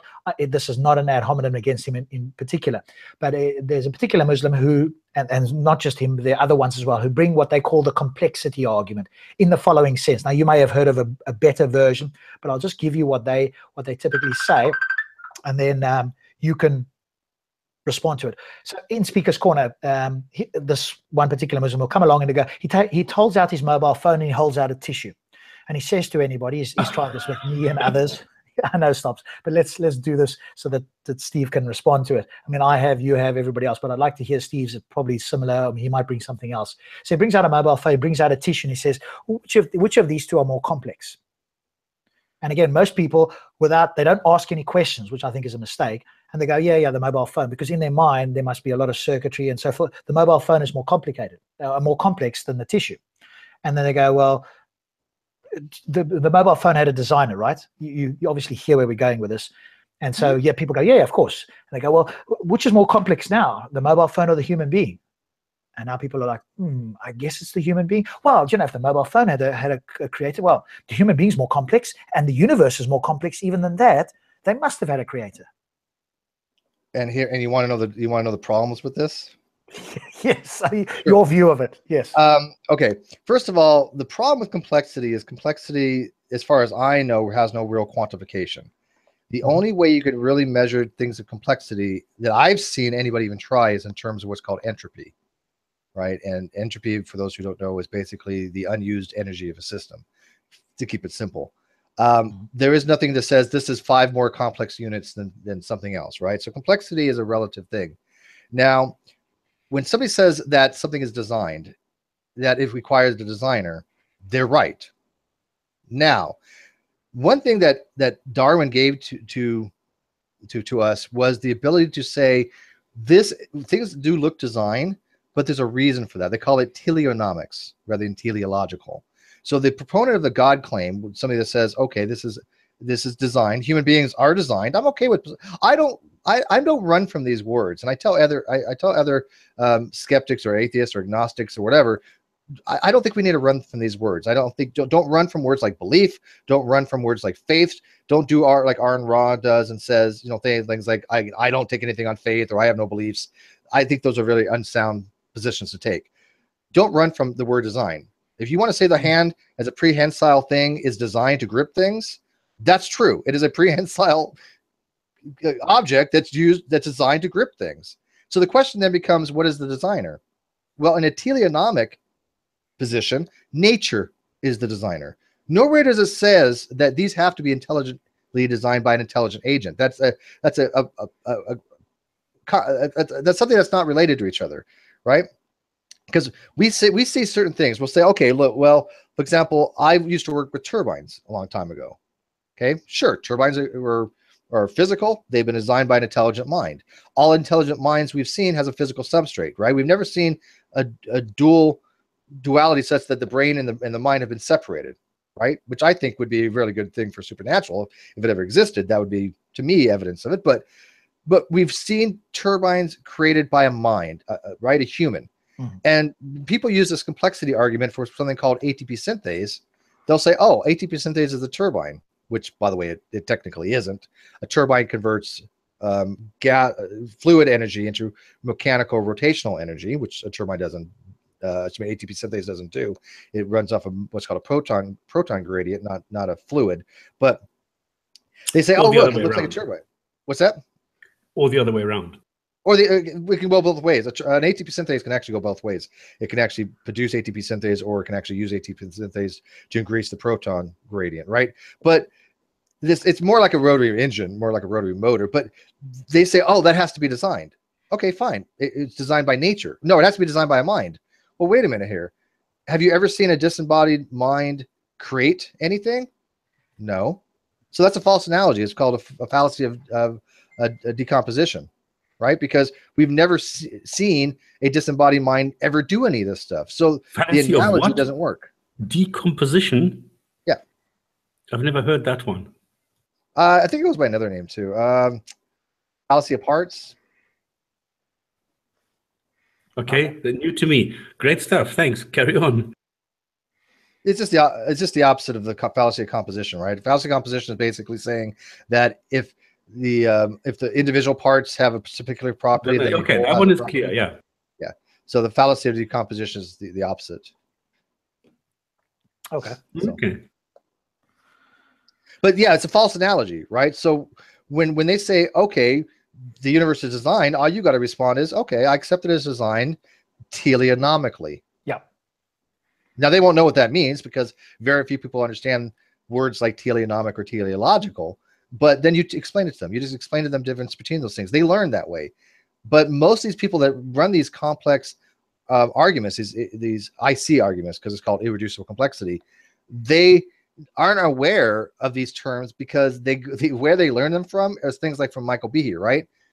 And they go to the Intelligent Design Source or Evolution News, which obviously is a shell, or should be a shill site for the DI Institute, right? So when people quote Evolution News and say, "Oh, here's a scientific fact about evolution," most of them don't realize that is just a complete fake site for the most part, right? Yeah, you've got to be very careful with the sources as well, because some of the creation, certainly the Christian ones, the Muslim ones are not haven't caught up to that, but some of the Christian ones disguise themselves as actual scientific sites, or they try not to affiliate with any sort of Christianity in any sense, so that people will then take it. If they said, "Hey, this is a Christian site," we'd immediately go, "Hang on a moment, but they try not to do that. So you've got to be a bit careful with that as well, by the look of it. Yeah. Yeah. I actually did a video where I exposed some fake journal sites. Yes, that's popping up all over the show nowadays, isn't it? Oh, it's in a peer-reviewed journal, but journals now are not what they used to be. They're a dime a dozen. They're not properly there's open peer-reviewed. source journals, right? Yeah, But I mean, but you want to? Okay, this is a little more comical. But did you see the debate between G-Man and Dragna Silvas a few weeks ago? No, I did see you guys talking about it. If you've got a link, maybe you could post it. I'm happy to have a look. If you could post either in our private chat or the main chat, and I'll post it on for people to watch. But I know G-Man is a Christian fellow who's kind of off the deep end. He's got a level of certainty that, again, is completely unjustified. But he seems to be quite active and very certain in his beliefs. Yeah, I'll definitely get to that link in a few. Yeah, but here's the thing: he used a source that he didn't vet, right? He didn't do his due diligence, and the source was saying that the Smithsonian Institute destroyed, all millions of humanoid large skeletons, right? Gigantic skeletons, right? He's relating that to the Nephilim or whatever, right? And he's like, okay, well, here's a news source saying that the Smithsonian deliberately destroyed evidence of the Nephilim or whatever. Well, that news source came from what's called World News Daily News Report or something, which is like The Onion. It's a fictitious news site. It's in the bottom of the disclaimer saying that it's a fictitious news site, right? And when he was called out on this, right, one of his acolytes, one of his sycophants had said, well, just because it's on a fake news site doesn't mean it's a fake news story. Yeah, I mean, that's the level that we're at here, people. I mean, at that point, where do you go? You just say, you know what? You're too dumb for words. Have a nice day. Here's a cookie. Go away. Yeah, okay. So you have got a few of those as well. I thought it was just like this side of the pond, but I guess there's nope. We got them over here, man. A few of them over there. Yeah, so I agree with you though. So there's a equivocation on complexity and design, and I've explained telenomic and teleological. I wanted them to go and look it up. They kept pressing me, and I explained that to them. But that it was like water off a duck's back.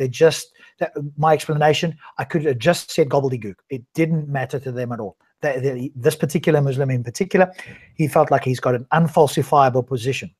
It's like, hey, this mobile phone is more complex than the tissue. The human is more complex than the mobile phone, and the mobile phone required a designer, and the universe is even more complex. It must have a designer. This is open and shut. He thought this was a knockdown argument. It was impossible to refute. This is the level that we're at with this sort of thing. And all the nuances we've just discussed, it's like, you gave it and it's like blown right past, either purposefully or for whatever reason. I didn't mean to step on you. You have a little break there. I have a guy that thinks he's refuted evolution because of tissue paper and eggs, too. So. Oh, okay, right. You ever heard of Mr. Intelligent Design? No, I haven't. No, that's obviously. Be thankful. Well, we've got our versions over here. So, and they're online. They're at Speaker's Corner. There's videos of them all over the show, and some of them have got 120 odd thousand subscribers. And so whenever they put a video out, tens, if not, well, they won't get 100,000 necessarily on a video, but tens of thousands of views. And this, so I guess that one of the challenges for me is, and that's why I like your great debate as well. When I get a chance to listen to it, there's some really smart people on there that you can learn a lot from. But then you get these other ones that are exactly the opposite, but they're influencing and sending out messages to tens of thousands of people, and they are absolutely clueless. But they have a level of certainty that makes it sound like they know what they're talking about. And this is the disconnect. And I'm not sure. Have you got a thought on how one can better deal with this? Because dealing with it factually and evidentially doesn't seem to be as effective as it should be. It is for those of us who care about the truth, but those that don't, or who are very easily led, just see the level of certainty as the quote winning argument. Honestly, I don't. I don't have an easy answer to that. I mean, all we can do is put out the information and hope that people do their due diligence. They go research these things. They formulate their own conclusions rather than listening to other people. Some people do that. I've actually had some success with this. I've had my first debate that I had with somebody was on Mac Revolution, and I explained to them, in the debate, things like allopatric speciation, observations of Mac Revolution, things of that nature. A few hours later, they came back and said, you're right. Macro evolution is observed. I was wrong. A couple weeks later, they left young Earth creationism completely.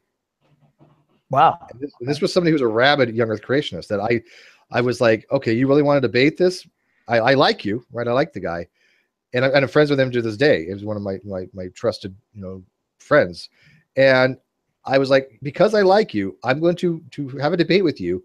I will destroy you, and we'll go from there, because I want you to see how wrong you really are. And you had success everywhere. I think this is, I think, I can't remember who it was. I think it was DPR actually, who said, listen, no matter how much you hate the guy, don't always dismiss them, because no matter how stupid they are, maybe you are saying something that does resonate, and it will just take a little bit of time for this whole thing to germinate. And then, after a couple of weeks, maybe he'll come back and say, well, hang on, what did you tell me there?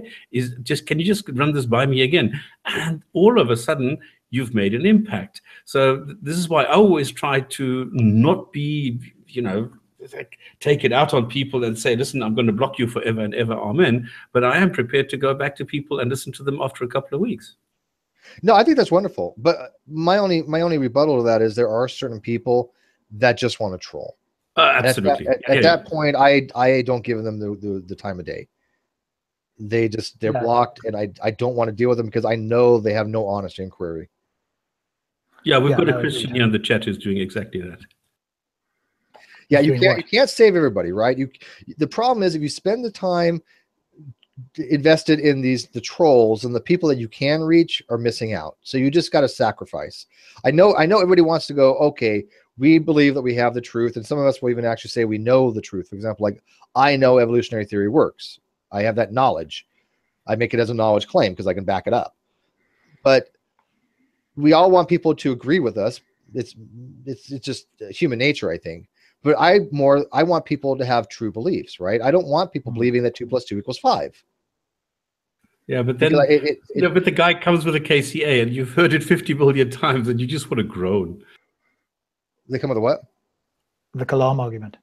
Oh, the Kalam cosmological argument. Yeah. Well, like Scotsman Matt, he's had like 200 plus versions of the Kalam cosmological argument, and he still can't perfect it, right? Is he still playing with that? Oh, yeah. Oh, okay. Yeah, he'll never give that up. And it's like, come on. After a certain point, look, it's an interesting argument, sort of, but it's just not sound. It depends on what your definition of interesting, I guess, is. But is it sound? No. I mean, does it do anything for me? No. Does it change my position? Not by any such imagination. Do I think there's equivocation there? Yes. Yeah, definitely. Fortunately, I've got a cosmological guy that's pretty expert. I went with him. We were fortunate. I am not, by the way, at all. So there's no claim that I am, but he's studied it at university, etc. Now he's gone out and he's interviewed them. So I was fortunate to go with him. We interviewed Sir Roger Penrose, because basically what he's doing. So if you have somebody, by the way, he's interested in debating somebody that kind of has some, that can argue the cosmological argument to a fair degree. He's also been on, what do we call it over here? I don't know if you guys have got it there. I'm just trying to think of, there's like a Christian radio show. He's been on that as well. So if you have, you probably got other cosmologists on there, but if you have, I've got somebody here that would be quite happy to debate somebody that is a theist that thinks that the Kalam is an overwhelmingly good argument, and they've got some kind of cosmological quote information, let's call it that. Somebody like maybe Matt or whatever the case is, because he won't debate the first premise on a philosophical, but he will debate the second premise on his cosmological knowledge, and he's fairly good at that level. If I didn't know any better, I'd think he would have studied with Krauss or whoever, Carroll or whatever. So he's got that all down very well. And he knows all the arguments like you do as well, but that's his specialty, is cosmology. Yeah, I know. I'll foster any debate. The problem I have, though, and I know this is going to sound odd, but like Matt, like when it comes to like Matt Bell or rational theist, he dives into the level of sophistry that I don't like to go into. Right? I think it's contrarian. I think he presents arguments just for the sake of presenting arguments, whether he agrees with them or not. I don't like that type of argumentation. I want people to argue what they think. If I'm going to change somebody's mind, it is because they think this way, and I want to be able to see if I can convince them otherwise. And they're welcome to change my point of view. My point of view are open to revision. I've changed my mind often on things if I'm presenting good evidence. I mean, it's not my core stuff. I mean, I don't remember the last time I changed a fundamental belief, but I mean, I've asked questions and say, look, I think that it might be this way, but I don't really have a firm position on this. Let's suss this out and convince me that I should change this. And I've had people do that, right? But with Matt, you know, he doesn't do that, right? He's loves this kalam so much that he's never going to be convinced that it's wrong, and yet he'll still argue things that he doesn't even actually believe, just to be a contrarian. Right. And I have no use for that. It's annoying. It's rabbit holes. It distracts from the actual conversation. So I will never have a discussion with him or debate him for that very reason. No, fair enough. And I think, you know, it depends on each person, because they were, you know, the guy that I know, he's got some videos where he came down to Speaker's Corner, and I recognized the first time I ever heard him, I mean, okay, this guy knows what he's talking about from a cosmology point of view, and I've got to know him, and we did some videos, and some of it's up on my channel and so forth, where he's debating wisdoms. Of course, nobody, and now they know him down there, so nobody will debate him on cosmology, because they see he's an expert, and the best they'll do is try and use some kind of philosophical argument, which is just completely off the topic. But he's interested in debating other people who do. But yeah, it depends. You know, if Matt goes into, you know, goes off topic, or doesn't want to debate it, or doesn't have any scientific or cosmological knowledge, then that's a waste of time, because he really wants to speak to somebody that has got that and actually claims that, from a, you know, a bit like a Craig, or a weaker version of Craig, for example, that actually believes that, you know, God created the universe. I'll ask around. I do have a theist named Dr. Kenny Rhodes. He is a theologian, accredited PhD in theology from Trinity University. He actually, I still find that amusing, but yeah. Yeah, I want to throw that in there, right? Because when you say PhD in theology, most people go, "Oh, well, that's just a diploma mill." No, this guy's legit. He actually is an adjunct professor with or scholar with Reasons to Believe. You know, he hangs out with Hugh Ross, and he's a very nice guy, very, very, very nice guy. He wants to have debates with atheists, but I don't know if he actually subscribes to the Kalam. But I'll ask him. But he's definitely looking to have these types of discussions. Yeah, and he has a really great video just out on offensive atheism. He's one of the very few theists that I know that is intellectually honest, and he'll actually say, "Look, guys, Christians, stop using these arguments against atheists. They're bad arguments. Stop telling them that they're theists. Stop telling them that Romans 1 applies to them," right? And he just sits there and tells all these people, "Stop doing this. This is not the Christian way. This is not even what any of this stuff says." And he's a PhD in this, right? And I respected that a lot. Yeah, no, that's good. There's a couple of people that do that. I was pointed to a blog where a Christian philosopher said, "Do not use the fine-tuning argument, because if it's true, then that actually disproves God. Stop using the fine-tuning." Hans Holverson, I think it is. And I read that and I'm like, wow, okay, so here's a Christian who's going, "Do not use the fine-tuning." So they are out there, but they're rare. Far and few between, yeah. Now, I've got a Christian who wants to join. Now, I want to ask Stops, because he's been on here before. He's a bit of a fundamentalist in the sense that, but if you want to have a conversation, Steve, we'll kind of sit back and let you guys have a to and fro. He's asking me here in the chat. Is he a young earth creationist? I'm not sure, actually. Is this Pentecostal? Yeah. Why do you want to punish poor Steve? Well, I mean, I've seen it all, but I'm just, I mean, I just need to know if he's a young earth creationist or just no, he's not. Okay. Oh, is he not? Okay, I don't know, because obviously he's going to argue from the Bible, which I know nothing about. I'm not a theologian. I mean, I run a community that deals with theology, but that's one aspect that I don't dive into. I know very little about the Bible. I've read the New Testament. I was a theist at one time.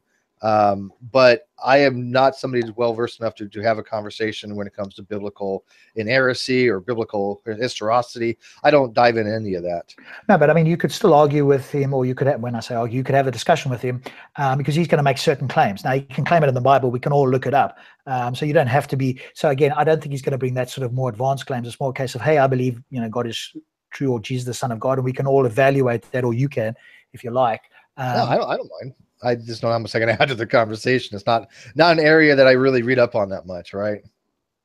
Yeah, well, but if they make the general claims, then obviously Sure. that we could look into. And if they say it's in the Bible, I'm not an expert on the Quran, but when Muslims bring the claim, I go read the Quran and go, okay, here's the reading of it.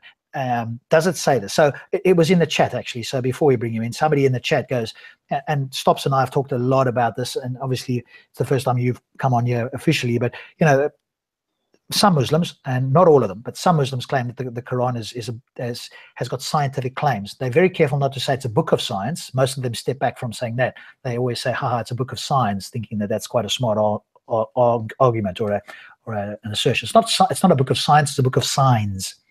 But they do claim that there's scientific miracles in the Quran. And one of the ones in there is like the heavens and the earth were split asunder.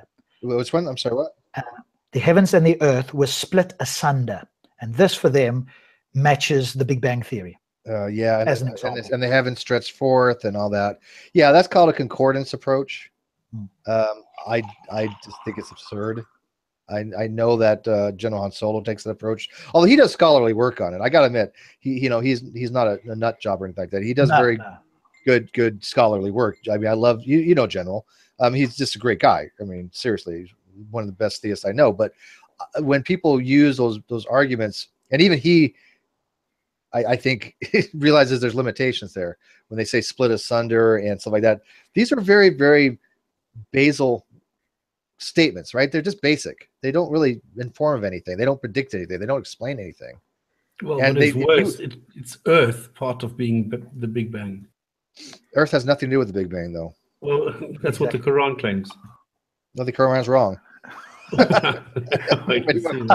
I think we can all agree on that, but this is what they bring. And of course, when the claim is made and saying, well, hey, of course the Earth wasn't around at the time of the Big Bang, they came 9 billion years later. Literally, Steve, this is the response I've had. Well, hey, what is the Earth made of? And you eventually get down to atoms. What does the universe consist of? Atoms. So there you go. Everything consists of atoms. Therefore, that's their interpretation of that verse. Yeah, a lot of things wrong with that. But here's the thing: the first question I would ask somebody is when they talk about the Big Bang is, what is the Big Bang? And I can tell you right now, 9 out of 10 people are not going to get that question right. Yeah. Because if anybody tells it's 9.9. 9.9, I'll go with 9.9. I'll go with 9.999999 repeating, which actually is 10. And yes, that's a mathematical fact. I will argue that with anybody. 9.99 repeating is 10. But if they tell you that the Big Bang is the origin of the universe, they're automatically going down the wrong track. Of course. But they don't know that. They don't understand. Right. They don't get it at all. But that's what they've been ingrained to believe for some strange reason, right? They don't understand the difference between cosmology and cosmogony. And they think that the Big Bang is the origin of the universe rather than the inflationary period after the universe already came to be. There's a huge difference there. And there's things like they will say every living thing is made from water. That's what the Quran says. And they say, you see, Quran is right. But they don't understand that from water, you can only make water and nothing else. Or you can make hydrogen and oxygen. No, but then you add energy. Yeah. Oh, yeah. You have to break the bonds. Sure. Yeah. Okay. I see what you're saying. Sure. Yeah. I'm sorry. We're not made of water. I mean, we are 90% water, but I mean, our atoms are not made of water. We have water in us. Contain water. No, hang on. Every living thing is made from water. Now, even human beings have varying amounts between 60 and 70% of water. So every living thing, there are things which have like 1% of water. And jellyfish is the opposite. Yeah, they're like 90, 98. I mean, and why do they sort of stop there? Because, if we are to accept the cosmological view, that we came from the death of stars. Without the stars, the heavy elements which make up our body would not be there. We could not be here if the Big Bang had happened and not created stars, which then exploded. There weren't enough elements. So that's, if the Quran had said something like, hey, you are the product of exploding stars in the universe, we'd be going, ooh, okay, that would be kind of cool. Yeah. How did they know that? That's interesting. Science has just come up with that. But of course, it says nothing like that. No. Created from water. What they mean is we contain water. Sure, everybody contains water. It doesn't mean we were created from water. How are you going to argue that? And of course, that just descends into nobody. I've not heard a coherent argument for that. Maybe there is one. I've not heard it. Can I tell Steve the most amazing argument that Muslim apologists come up with? Go on. If if you go and look at a garden, it can be expansive, and this is the adjective they used when they said the heavens, the skies, the universe is absolutely vast and expansive. So a guy has turned it around and said, no, it doesn't mean expansive, it means expanding. There you have it. Yeah. And if you go look, I'm glad you said that, because look, a lot of people do lose a passage like God stretched forth the heavens, and we all know the universe is expanding. I think even children know that by now, right?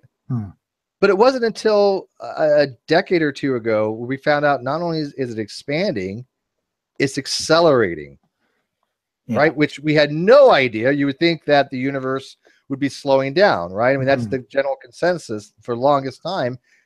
But then we find out that's not quite correct.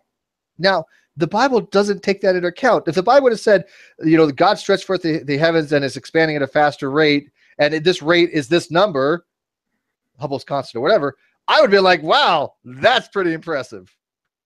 Yeah, exactly. The more specific a claim is, the more likely we are to go, ooh, that's pretty unusual. That's pretty amazing. The more general a claim is, where you can make any sort of inference you want from it. But Steve, this is the difference, and I think this is where you and I and other people have the challenges. Like we cannot put ourselves into that mindset. For them, the more general the claim, the better it is. Right, because it's more vague, right? The more vague it is, the more they can kind of twist and manipulate it and say, oh, look, can you see the correlation between this and this? Correct. No, and it can stand the test of time. So if science improves or changes or whatever the case is, or comes up with better information, well, then they can still make it fit somehow. But the moment they make it a specific claim that can be tested or falsified, now that's a problem. Right. And I do want to make it very clear. I don't care if somebody says, look, the Big Bang model predicts, the Big Bang model explains that, but God was the foundation for everything. God created the universe. God made the laws prescriptive rather than descriptive. I don't have a problem with that myself, right? I'm not against theology. I'm not against theism. I don't particularly care. That's not my niche, right? But as long as they understand that the science holds true, right? If they want to come up with a basic explanation for all of that and posit a God to do that, I don't particularly care, to be honest with you. I mean, they're allowed to do that. I'm okay with that. I don't even have an issue with it.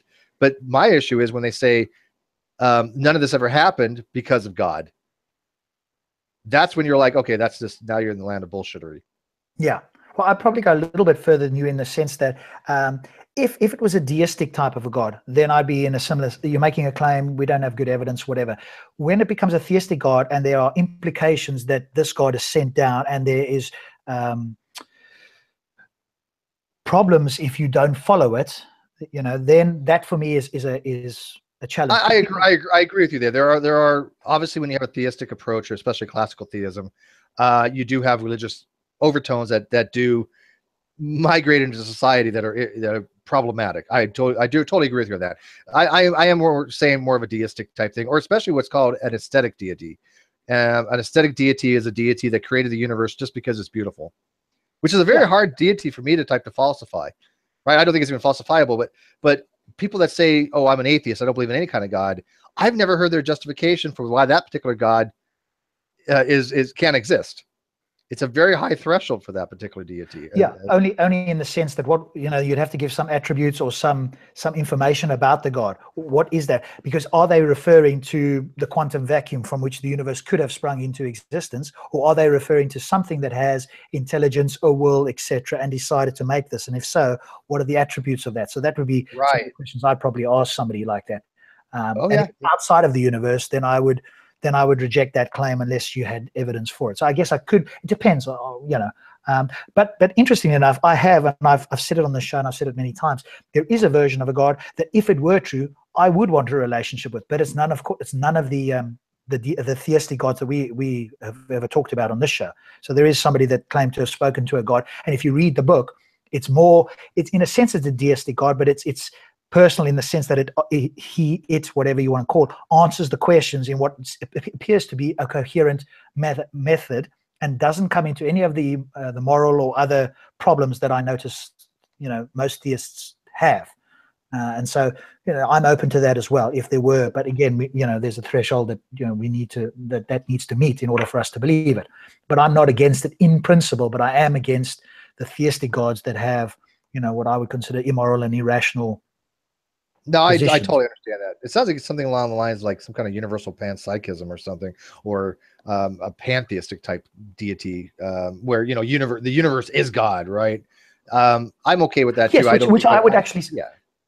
I would actually say that is the only coherent view that I could have, and I'd love to have a conversation with somebody. I mean, I want to welcome in Pentecostal here, and he's our Christian fella, so you can have a conversation with him, Steve. But as far as I'm concerned, that is the only coherent view, because any other view to me seems logically incoherent, in the sense of, like, if we are here and God created us and God was all there was, then we must be a part of God. It's impossible, if you're going to take the other attributes into account that most theists believe in, to say that we are separate from God. Now, this is a claim that Muslims make in particular. I'm not sure to what degree the Christians make it. Maybe Pentecostal can say. But the Muslim claim for me is just, I would go as far as saying it's impossible the way they present it, given everything that they talk about. So, no, I totally agree. I mean, from when I do know about the Muslim theology, it seems self-refuting to me. So, okay, so we've got pantheon God. Yeah, excuse me. I just want to say Spinoza's God, or God of the philosophers. I got no issue with whatsoever. None at all. No. I haven't either in the philosophical sense. If somebody then wants to add in what that God can do, or its intent or whatever, but if they say it just created a universe, well, great. That's kind of an explanation, but that doesn't bother me. Yeah, I may not agree with that, right? I'm not saying that I particularly believe that, but I don't think they're unjustified to have that belief, if they want to have that belief. If they can, but certainly it doesn't have any real world consequences from what we can tell. So it's almost the same as having a naturalistic view, for example, or whatever the case is. It's just that, but because there's no information that's been sent down, you don't have to follow anything. You can still do everything otherwise. So you're almost, right. That's why I consider it to be harmless. Yeah. Okay, so I want to welcome in Aaron. Aaron is a Christian. He's quite a strong Christian. Aaron, this is Steve. He's obviously more familiar with Christianity, certainly, than I am. Maybe stops, I'm not sure. So perhaps you can have a conversation on anything you've heard here. And Steve, you go ahead. I'm going to mute myself for a few moments. Hi, praise the Lord. Praise the Lord. Praise God. How are you? I'm good, thank you. Yes, good. So you're not a young Earth creationist? I'm not sure what it is. What is that?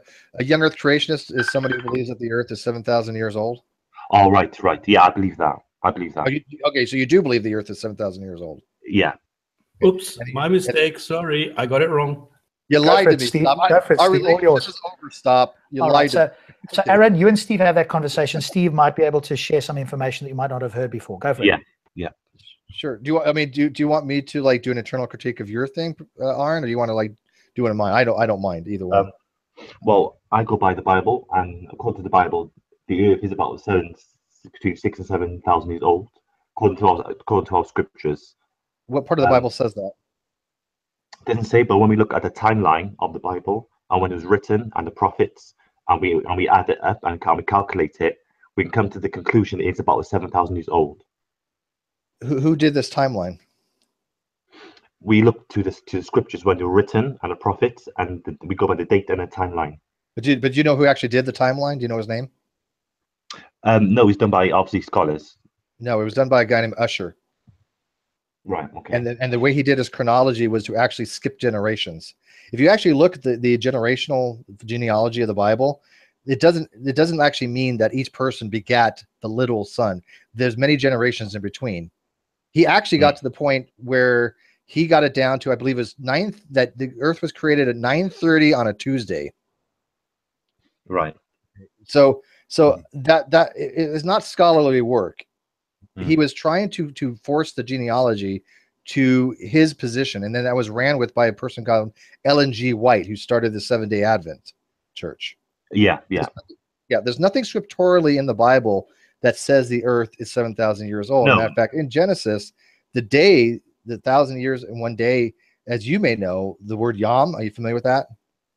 No. Okay. In Hebrew, the word Yom means day. It also means sun up to sundown, or it means an indefinite period of time, depending if it has an article or not. Yeah. The way Yom is being used in Genesis means an indefinite period of time. It is not a literal day. There's so many problems with young Earth creationism that it's just one compounded thing after another. There's no foundation for it whatsoever. Even biblically, there's no foundation. Scientifically, even worse. Because if I asked you a question, what is your scientific evidence for the age of the Earth that indicates a young Earth? I don't think that you'd be able to actually answer that question. But you can try. Well, no one knows for certain. No one knows the actual date, the actual time. No one, not even scientists, even you said, not even scientists, and not even Christians. We don't know the exact date, but we can only go by estimates. Guesswork, so to speak. And the closest Well, I disagree with you. It's not guesswork, but we have a range. Do you know what a range is? range. We don't know the exact. We don't know the millisecond, but we know No. Yeah. scientifically that the Earth is 4.5 billion years old. That is a confirmed fact that we can use by many. We have many different metrics by which we can confirm that. That's not a guess. That's not a wild accusation. That is something we know is the case. So how? Who? So can you give me an example of that? Sure. Well, there's a couple different methods we use. One of them is called isochron dating methods. Okay. And with isochron dating methods, there's 12 of them basically that we'll use that all show there's a specific range around 4.5 billion years, all of them. Now, if this was not true, if the radiometric dating did not work, we would not be here. There's things in physics that are such, without getting into complexities, but I'll go a little bit more complex as you wish me to go, but to keep it simple as speakers had asked me to. If these radiometric dates were incorrect, if something had changed the decay rates, we would not exist. Atoms would not exist. So it is self-evident that we exist, that the decay rates have not changed. Ergo, these decay rates must be the way they are. There's no other possible way. Okay. So how do they do that calculation then? How like when you say about that system, how do they do that? They measure how much radiometric decay has been over a certain time by looking at what's called the parent and daughter isotopes. So if you have a particular element, it's going to decay into other elements. And then what it will do is say, after a particular period of time, because it's what's called exponential decay, there should be a certain amount of decay left. Now, there's two different types. There's radiometric dating called the isochron, which is a linear way of graphing it to show that there's a line being produced to show that we're accurate. Okay. And then the other way would just be simple exponential decay like carbon dating. But carbon dating is only effective to about 50,000 years, maybe a little higher, which was called accelerated mass spectrometry, can go to about 100,000. But that in itself disproves young Earth creationism. We've actually have fossils going back, 45,000 years from mammoths alone. Yeah, but even then, that's still not. I wouldn't say that's proof. It is still guesswork. I think it is still. Why is it guesswork? What's your definition of guess? That's not guaranteed proof. That's not the definition of guess. This is an unsupported accusation that has no empirical evidence or any kind of substance to support it. That's a guess. Yeah, but it's not full proof. It isn't proper proof. Is it? I don't. They're still guessing regardless. It is. Well, you make two mistakes here, though. Let me point out your fallacies here. One, there is guesswork in science. Anybody who says science doesn't guess, they're wrong. Okay, I'll be probably the first person you've ever heard that loves science to tell you this. But science does guess. But the guesses they make are the initial part of a hypothesis. After they do the testing and after they do experiments, and that hypothesis is accepted, the claim of the hypothesis is tested, it's no longer a guess. Okay, and then if it gets verified, it becomes part of a theory, and that theory is a confirmed model. Confirmed to mean that it is true. Right? Science doesn't use the word proof. Science never proves anything. Proof only exists in logic and mathematics. So when you say science isn't proof, you're not using the correct terminology for science in itself. But you can say that it is confirmed, right? The age of the Earth is confirmed. Evolution is confirmed. Big Bang is confirmed. These models have been tested and retested, and they explain and they predict. Now, you can say they're not true, but you need to give evidence why they're not true. You need to give a reason, not just, oh, well, they haven't been proven, but that's not an argument. So, okay, I think that's something that we can, that's something that we can agree on tonight, because I believe in the Bible myself, and I believe the Earth is 7,000 years old. That's my belief. Okay, you believe that is 4 billion. Was that what, 7 billion years old, something like that? I don't know. It's not just a belief. I believe, and I also know. Okay, that's fine. That's your belief. So we will never agree on that, because I'm firm on the Bible, and I believe it's the infallible word of God. This is what I believe, right? But what we have to agree or discuss is, how did we as people come to in existence? You can't say that we just appeared out of nowhere. You can't just say that the Big Bang. Yes, the evidence is contrary to that. Let me finish. You can't say that the Earth just appeared from nothing. This is something that you cannot say. I would never say that. Right. So why are you an atheist? Why? Well, first of all, why would I say the Earth appeared out of nothing? That would never be an argument. Second of all, I'm not an atheist. Why are you? So sorry. What are you? I'm a temporal agnostic. Oh, good. Well, that's a good start. That's a good start, because you don't totally deny. It's a great position, actually, and more people should probably look into it. But that's okay. It is. But I take it more for philosophical reasons. But that's fine. Oh, I thought he was atheist. I thought you didn't believe anything. Well, I don't know what that means, by the way. An atheist believes something. This is the conversation I need to have a stop one day.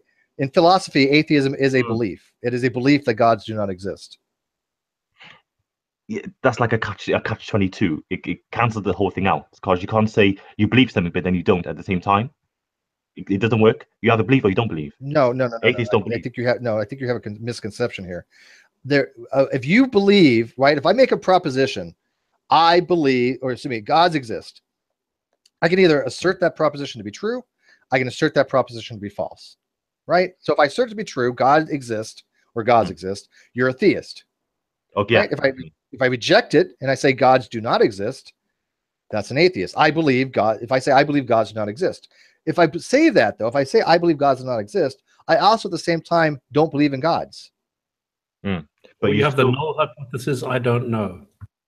Yeah, I mean, I get that. I try to avoid the term null hypothesis because it's science, not philosophy. But I mean, yeah, the null would be agnosticism, because agnostics would say, look, I don't have enough information to either reject or affirm the proposition, so I'm going to suspend judgment on it. I'm not going to take a position. That's why everybody's an agnostic. Well, no, not at all. No, clearly that's not the case. I mean, we have theists, they affirm it. We have atheists that reject it. They feel they have enough evidence to warrant assigning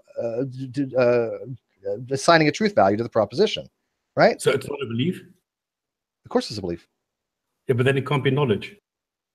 Well, they're not saying it's knowledge, right? Atheism is not a knowledge claim. It's but hang on, atheism doesn't exist. There is no ism in not believing something or an absence of a God belief. It's not an ism. So I reject that term. Well, then you're not using but that's semantics. What I'm saying is, if I do not have a God belief, this is belief. And if I go agnostic, then I don't know something. And since nobody knows or does not know, everybody's an agnostic. No, that's not true. Do you know what ism means in philosophy? An ism is a set of ideas which has a goal, which has a doctrine, which you are following something and you're trying to achieve something. No, ism means there's a propositional state. That's what. Okay, then I'm taking the I'm talking about the normal ism, because. What do you mean normal ism? This is how these words are used in philosophy. Stanford Encyclopedia of Philosophy, Internet Encyclopedia of Philosophy, Oxford Encyclopedia of Philosophy. These are all things that use these terms this way. Ism is a type. You have ism and an ist relationship, right? An atheist, there's somebody who believes in atheism. Atheism is a position, right? So if you believe in that position, you are an atheist. And the position of atheism is generally defined to be a propositional state. That is the rejection of theism. Okay, I reject them. I reject the philosophy then. Yeah, well, that's fine, but that's the issue I have with that. That's like a creationist saying I reject science, right? I'm saying we are pandering far too much to the theists. We're using their language, we're using their terms, we're using everything that they have designed for us, and I reject that. Atheism I'm saying I don't want to do anything with them. The term atheist was around before the term theist. Okay. Well, that's impossible, because the atheist is somebody who reacts to theist. It's not impossible. Trust me on this. Okay. The term atheist from the Greek atheos came around before theism. It was describing the Christians that didn't accept the Roman pantheon gods, the state of true gods. Theos is with God in ancient Greek. Yes. Okay, and atheos is then the opposite of that, which is a reaction to the theos. If you look in the etymology of the word, trust me on this, Stop. And if you don't believe me, Ozzy's got this broken down very well. The term atheist came around first. Okay. Okay. No, I'll trust you on that one. Fine. No, if you are sure on that one, fine. But here's the thing. The word the a in front of theos, right? Atheos does not mean without. Okay. No, it is the rejection of what the theos actually stands for, and that is the belief that gods can exist, and this specific one does. It means not, right? So it means the opposite of theist. It means the rejection of theism. Exactly. So it's rejecting the claim. Exactly. That's what I'm saying. Which is a positive assertion. Okay, but no. That's not a belief. The theist is somebody who says gods can exist, and the one that I want to actually does.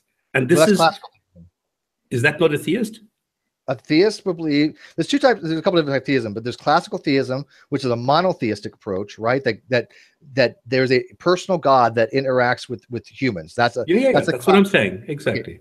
But there's also just theism, which it doesn't have that limitation, right? Because in that case, deism, right? In deism, no. What I'm saying, a theist is somebody who thinks that gods can exist, and his own personal flavored one does. So his personal God, his one monotheistic God exists. This is the claim that a theist makes. And the atheist says, I reject that claim. That's a claim. No, rejecting a claim is not a claim. Stop, trust me on this. If you when you're rejecting, Stops is right. No, Stops is actually, I agree with Steve actually on this one. Yeah, Stop is not correct. If you reject a proposition, you are saying that proposition is false. No, right? I'm not. I'm yes, not. That's what it means. What rejection means. Okay, then I'm not going to use the word reject. What I am saying, I do not do what the theist does. If rejection means I have to state the opposite, then I don't use it. I am not making a claim as such. Right. Not in my atheist. That's right. Then you're a Gnostic. No, that's then you're not using this again. Steve, can I ask you, because I think, and I'm going to be bold here, and maybe Stops, please do correct me. I think I believe the reason why Stops does not want to do what you and I would suggest, and I'm an atheist, so I believe gods do not exist, is because he then feels he's got a burden of proof to discharge to show that's not the case. And as Ozzy has said, that burden is extremely low. Maybe you can explain that part. Yeah, exactly. I'd love to. Here's the problem. And again, if people don't want to use the philosophical definitions, they want to use colloquial, what can I do, right? They're allowed to, right? They're not wrong for doing that. However, there's baggage that comes along with that, right? And they don't seem to look at the bigger picture. The problem that it happens is when they try to avoid a burden of justification or an epistemic burden, there's a couple things that happen. One, they look weak in front of most theists that are educated on this, right? Two, as speaker said, the burden of justification is trivial for an atheist.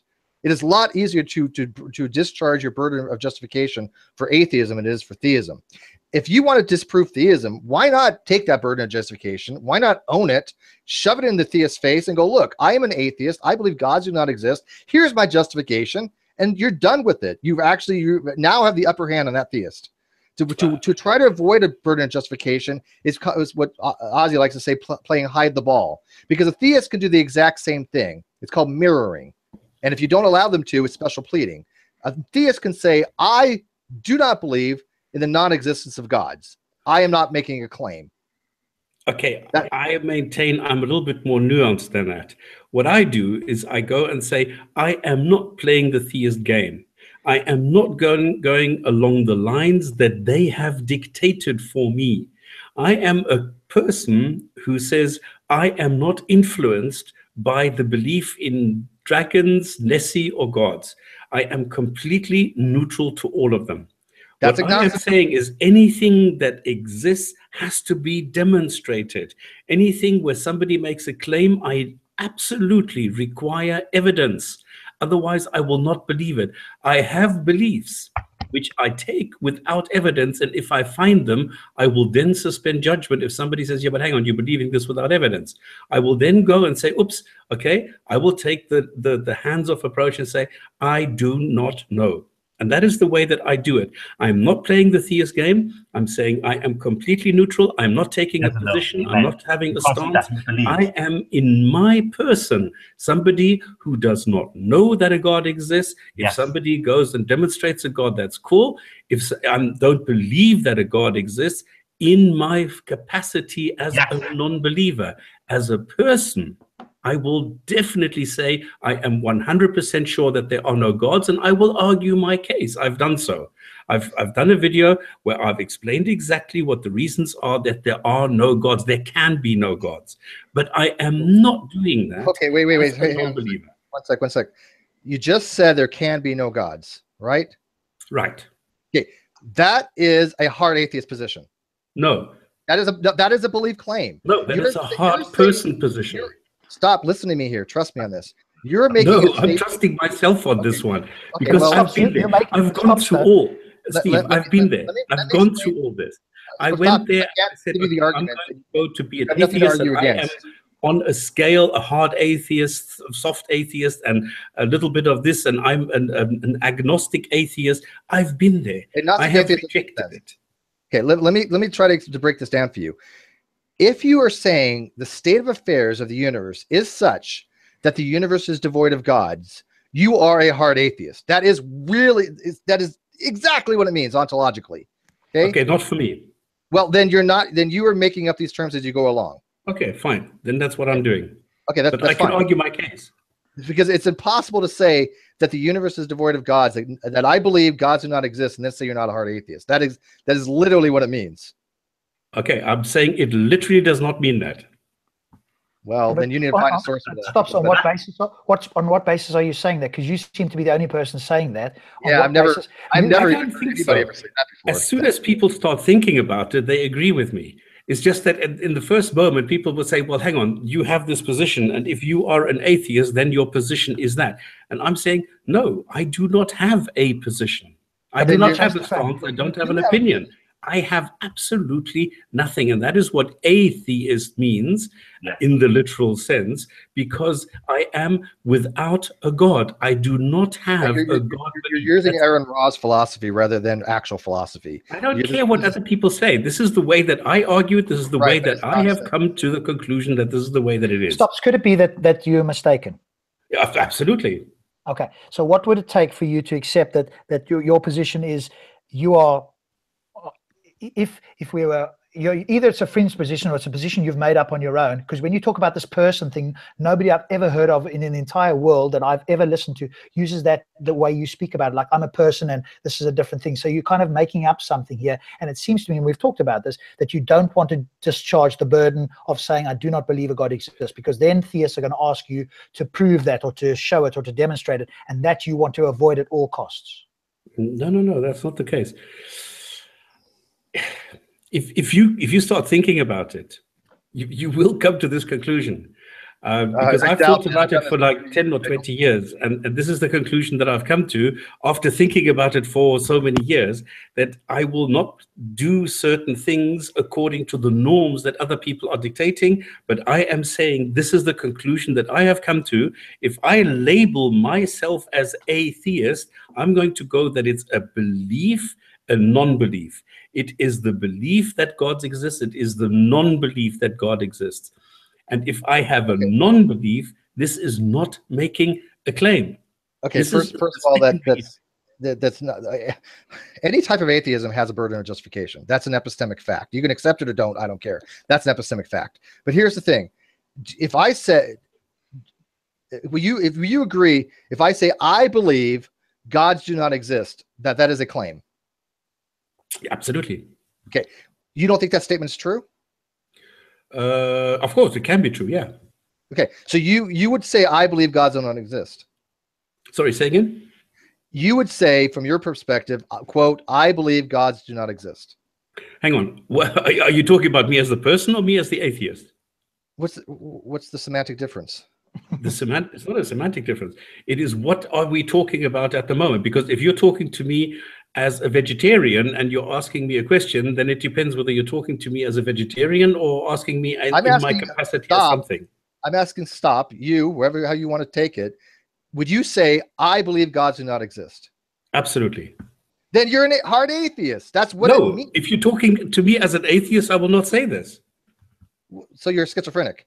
I don't understand that at all. Yeah, Steve, I've also had trouble. This is obviously because I think Stops is making a differentiation that none of us recognize, and so it's like we want to speak English, but Stops want to speak a bit of French. Yeah, there the at language same you're time, speaking which is is not the same that I'm what I'm used to. But I want to If understand we it. talk about the explosion, But can I address something in the Big live Bang, chat? if we're talking about the Please. Big Bang, we Hang on. are saying the beginning of the universe was the Big Bang, which is actually wrong. Right, you're literally saying to me that the Big Bang is the origin of the universe. Analogy-wise, what you're saying with your epistemics makes no sense. You're saying I believe God does not exist, but I'm not making an ontological claim. I am not having a burden of justification. No, that's not what I'm saying. Absolutely not. Totally not. You just said I believe God does not exist. I said that I, as a person, as a multifaceted person, will say that, will make that claim, and I am able to argue that.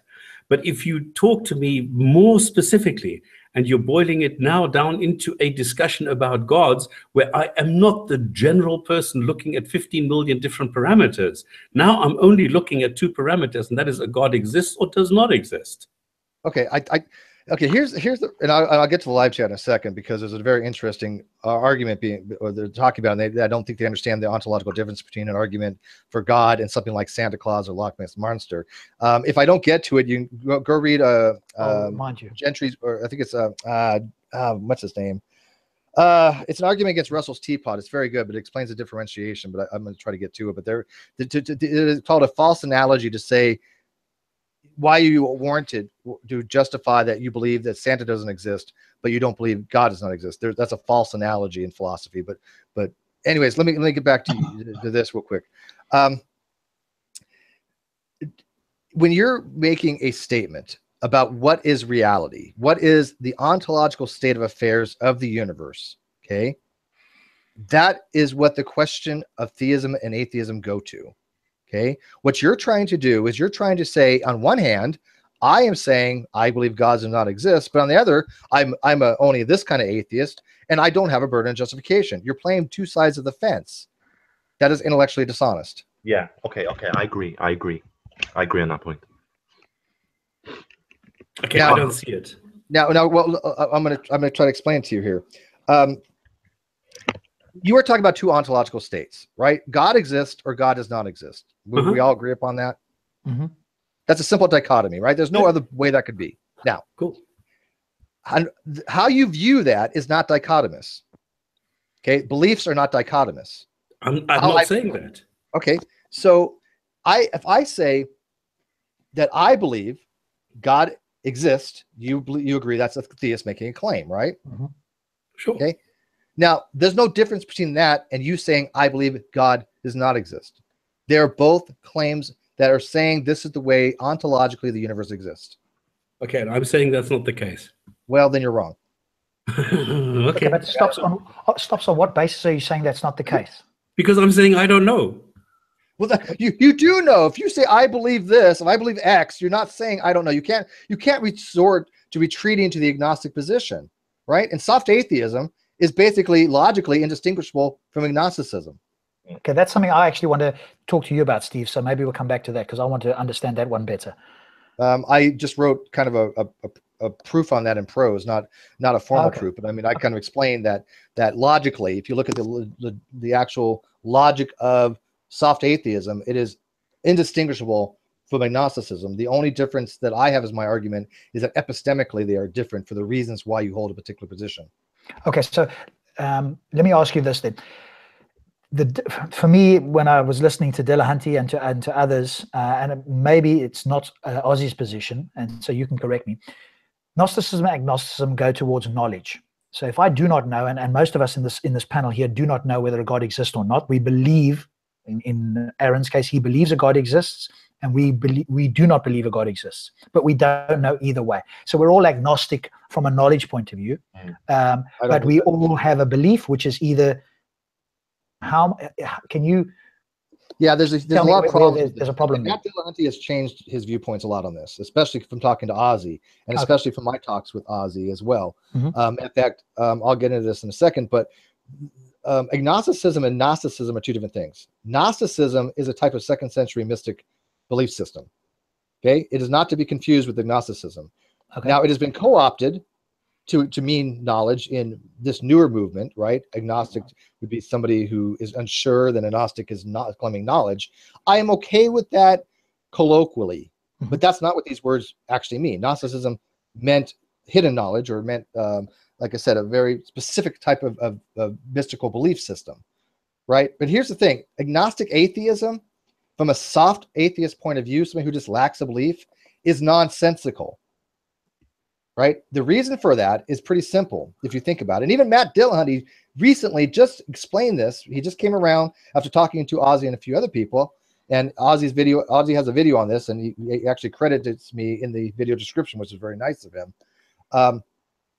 That if soft atheism is a lack of belief, right? And you're saying that I don't have a positive belief, which is problematic, but you cannot then add an epistemic modifier. Knowledge is a subset of belief. Yeah. So how could you add an epistemic modifier like agnostic, if you want to use it as an adjective rather than a noun? How could you add an epistemic modifier to a non-dosastic position? It is nonsensical to do so. And Matt Dillahunty even says, when he's talking to Anthony Magnabosco, he's realized that agnostic atheism, in reference to soft atheism, is, quote, nonsensical. Yeah. Now, in hard atheism, it's not nonsensical, but it's superfluous. It's redundant, because the epistemic modifier modifies nothing. There's no difference between an atheist saying I'm atheist, right? Because a dosastic position, not a knowledge position, then somebody saying I'm an agnostic atheist as a hard atheist. It modifies nothing, right? Tell me the difference between, assuming a hard atheism, tell me the difference between a hard atheist who says I'm an atheist, and a person who says I'm an agnostic atheist. Okay. Because both of them are saying they don't know. Yes, they are, but one is saying I believe there are no gods, which is my position. I believe there are no gods. I'm happy to say that. The other is I know no God exists, and I'm not making the claim No. That's not what it means. No. Which one? It's not saying I don't know. I mean, it's not saying I know no gods exist. An agnostic atheist, right, is saying I believe God does not exist, but I do not know for certainty, or I do not make the knowledge claim, is a better way of saying it. I believe God does not exist, but I'm not making it as a knowledge claim. That's what an agnostic atheist would be for a hard atheist. But just saying I'm agnostic means that exact same thing. There's no difference. It is superfluous. Think about that. Steve, do you believe that a God exists? Yes or no? I have no God belief. How can you have no God belief? To call yourself an atheist? Well, hang on. Now you're jumping to a totally different topic. Let me finish this with speakers real quick, and I'll explain the. Oh, I thought you were finished. Okay, sorry. Oh yeah. So speakers, do you get that though? If I say I'm an atheist, and we're talking about hard atheists, right? If I'm an atheist, I am saying, literally by saying the word atheist, I believe gods do not exist, but I'm not stating that as a knowledge claim. I'm only stating it dosastically. Would you agree with that? Yes. Okay. Now, if I say I'm an agnostic atheist, I am saying I believe gods exist dosastically, but I'm not making a knowledge claim. They mean the exact same thing. Okay, fair enough. In the way you've put it like that. Okay, fine. So I could just say that's what Matt Dillahunty is trying to explain. Okay, so I'm then what you would consider a hard atheist or a soft atheist. Yes, you'd be a hard atheist. Okay, now going back to what Stop was saying. Now, this is a little bit complicated, so I'm going to bear with me. I'm going to use the gumball analogy, and I actually have the predicate logic for this, but I don't want to bring that out. So, if I say, Stop.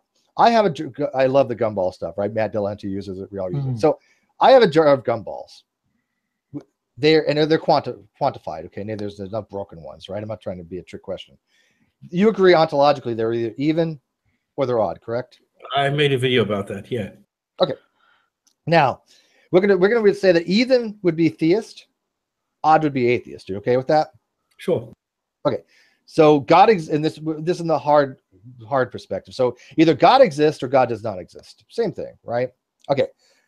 So if I ask you, are the gumballs odd or even? What do you say? I don't know.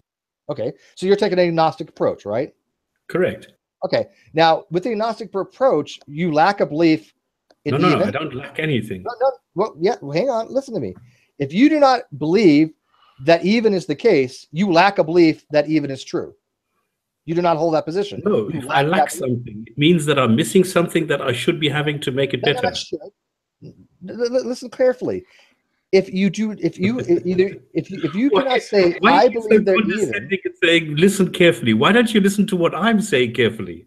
I am, but it's not No, you're not. really making sense. No, you're not. You're saying I lack something. I do Yes. not lack anything if I don't believe something. Right. If you don't believe something, you lack a belief in it. No. Okay. Look, stop. If I do you have a belief that they're even? No, I don't. Then you lack that belief. No. That belief is non-existent. It's not a lack. It's the absence of. It's not a lack. That's what a lack means. An No, absence of. lacking means that I need something to make it better. You need the belief to make it even, not better. You need it even. A lack is something that you are lacking, and you need something to fill that void so that whatever it is becomes better. If I'm lacking petrol, then to make it better, I need petrol in the petrol tank to make it better. That's a lack of petrol. That has nothing to do with propositional analysis here. We're not trying to make the situation better. We're not applying a good, bad, better, best. There's nothing to do with anything. Well, then don't use the word lack. Well, you call it anything you want. If you do not have that belief. Correct. Okay. So if you don't have the belief that they're even, you don't have the belief that they're odd, you're missing a belief in both cases, are you not? No.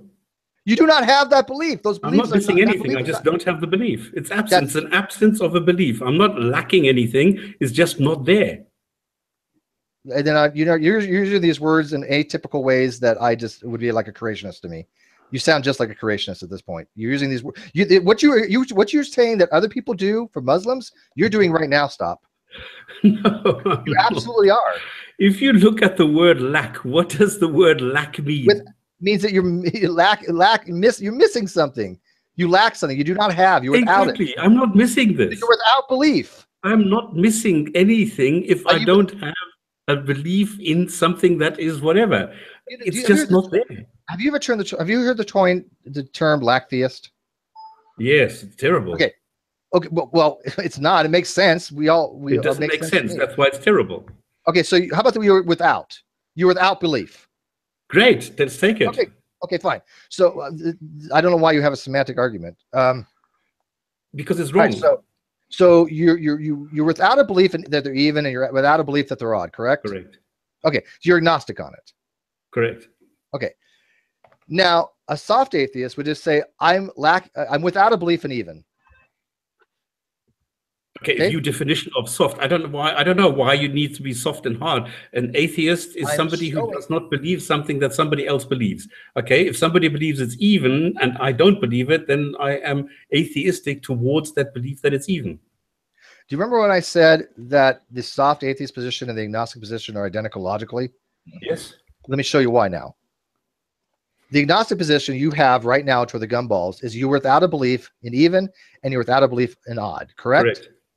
An agnostic, a soft atheist, is without a belief in even, right? They're not saying that a theist is right. And they're without a belief of odd. They're not saying that the hard atheist is right. They're without belief in even and odd. It is the same exact position as agnosticism. That's why I'm saying agnostic is superfluous. Superfluous to what? As a term. Well, why is it superfluous? That's why we have differentiations. No, right? That's why in philosophy, atheism means a very specific thing. Atheism means the belief that gods do not exist for that very reason. So there avoids ambiguity. So these terms, each individual terms means a very specific thing. Exactly.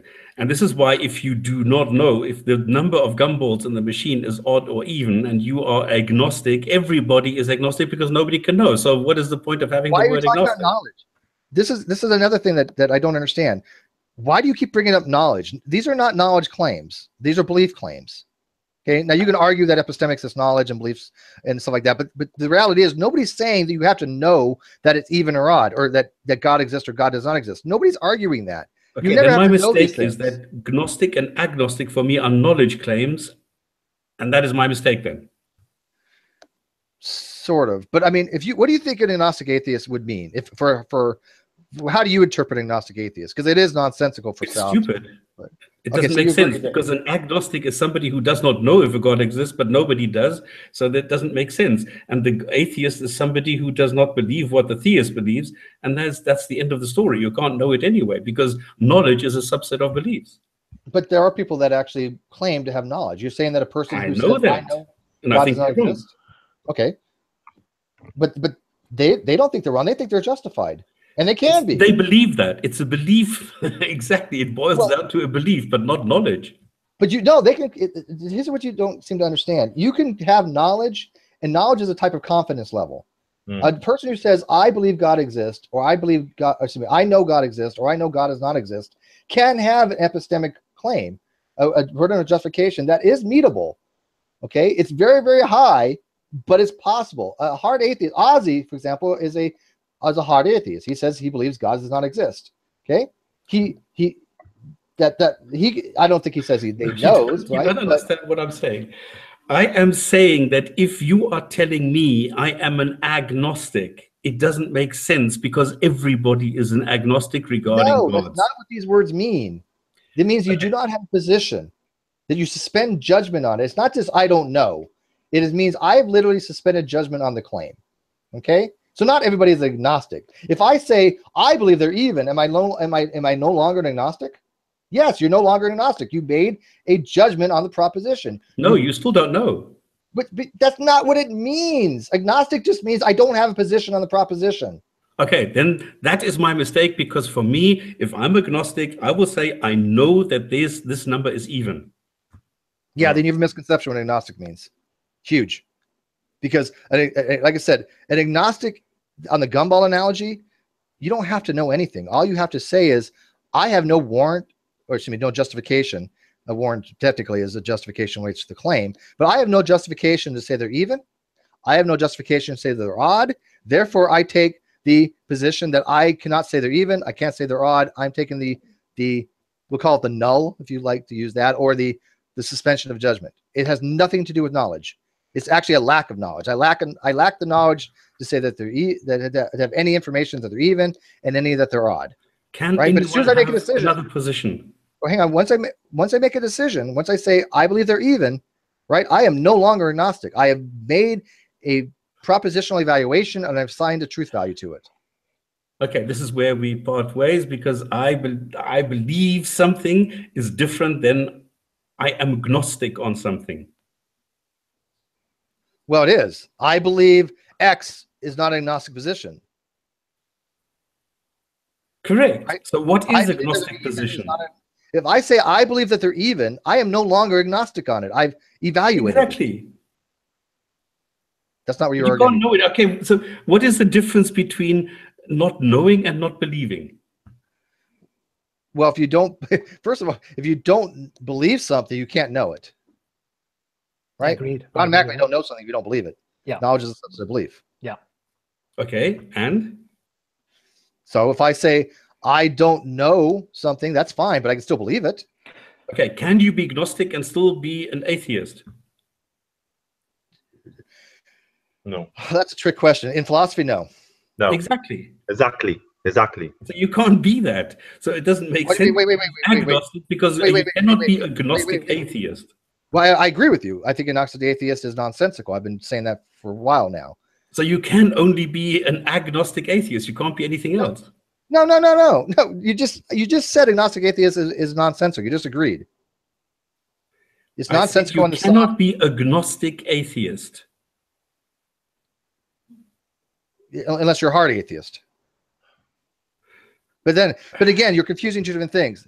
There's agnostic as the adjective, which is called the epistemic modifier, right? And there's agnosticism, the position. No, the noun. I'm talking about the noun.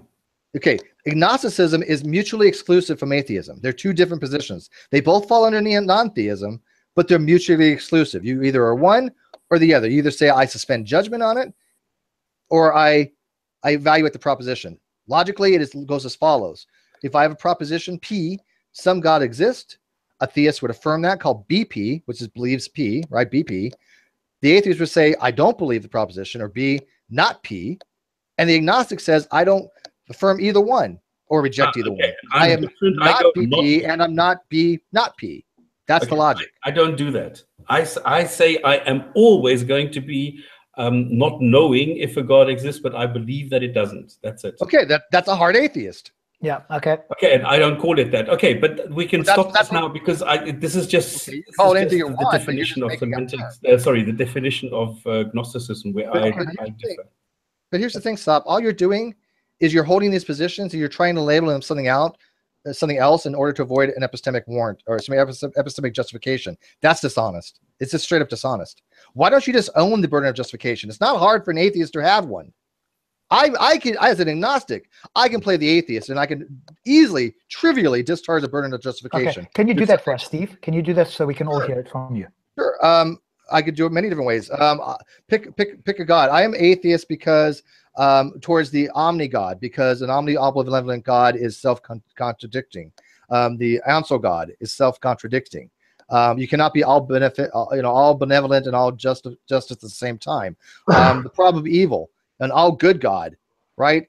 The problem of evil would be, why is there gratuitous evil out there?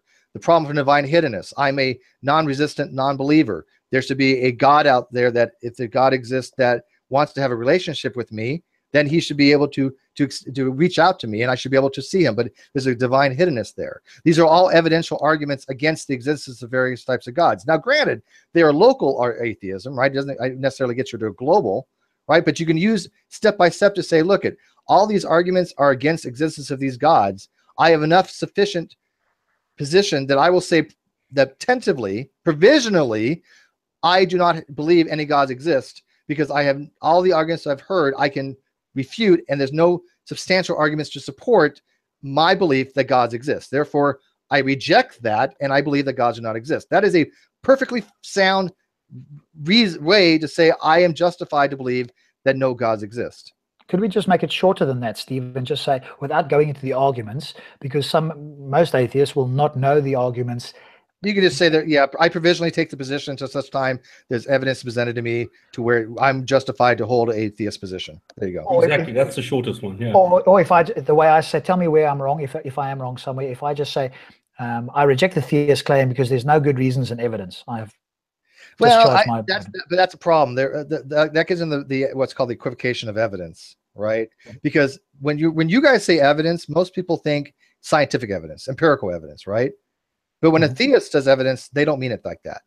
They mean historical. They mean testimonial. But isn't that scientific in a way? Can we not bring really a branch of science to bear on that? No, testimonial evidence is not scientific evidence. And okay, but if you look at the new one that reasonably new in the last sort of 5 months or something that Stephen Law has brought out, he's got a good argument against why you should never believe, never as in like never believe, testimonial or personal testimonial evidence or personal beliefs. So anybody, right, and there's good arguments against that, sure, but that doesn't. But that's here's the thing though. What people don't understand is that the burden of justification is a burden that you have to yourself and to somebody else. Okay, there's different burdens.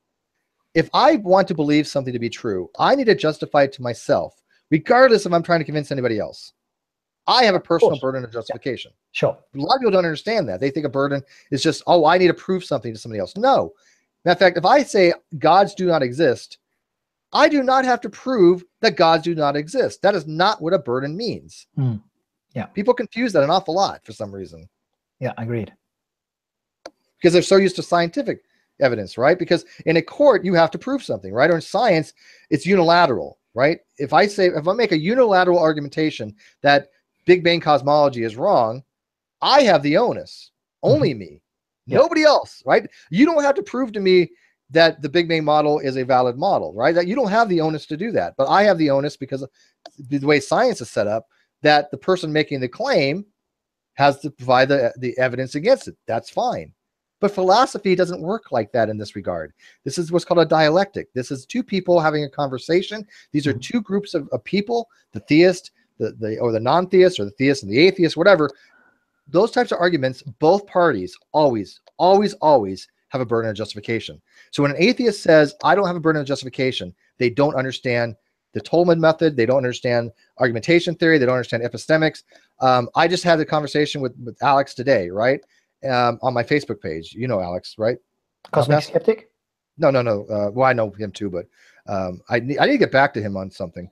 Glad you reminded me. I know Dr. Alex Malpass. Oh, yes, I do know Alex. Yes. He literally just put on my Facebook today this to somebody that atheists have a burden of justification. No matter if you're hard, you're soft, they have a burden of justification. Yes, and I'm fully in agree with him on this. Yeah, and I am too. So I was interested in what you suggested. And you're right. You have to. Can you say that again? Steve, I'm sorry, Rob. Can you, because this is incredibly interesting for me. Can you run this like by me again, because it was a little bit quick? How do you say that you do not have to prove, even though in science and in every other area you do, but here you do not? Because that sounded good. Sure. There's different types of burden of justification. This came, there's something called the problem of the Cyterion, I believe it's pronounced, back in like the 2nd century. A guy named Sextus Empiricus. This is from what I remember. Again, I'm not an expert on this area, but Sextus Empiricus wanted to formulate how to come across knowledge, how to justify knowledge. So he formulated these positions, right? The burden of proof in science is not the same as an epistemic burden of proof. Okay, burden of proof and burden of justification are generally interchangeable terms. In epistemics, I prefer justification only for the fact that it avoids this problem. Because people hear the word proof, right? They think, oh, I need to provide proof of something. But that's not how it works. In science, the burden of proof is the person making the claim of a scientific thing. If I say, again, I've discovered something, I have to demonstrate it. I say the theory is wrong, I have to demonstrate that, right?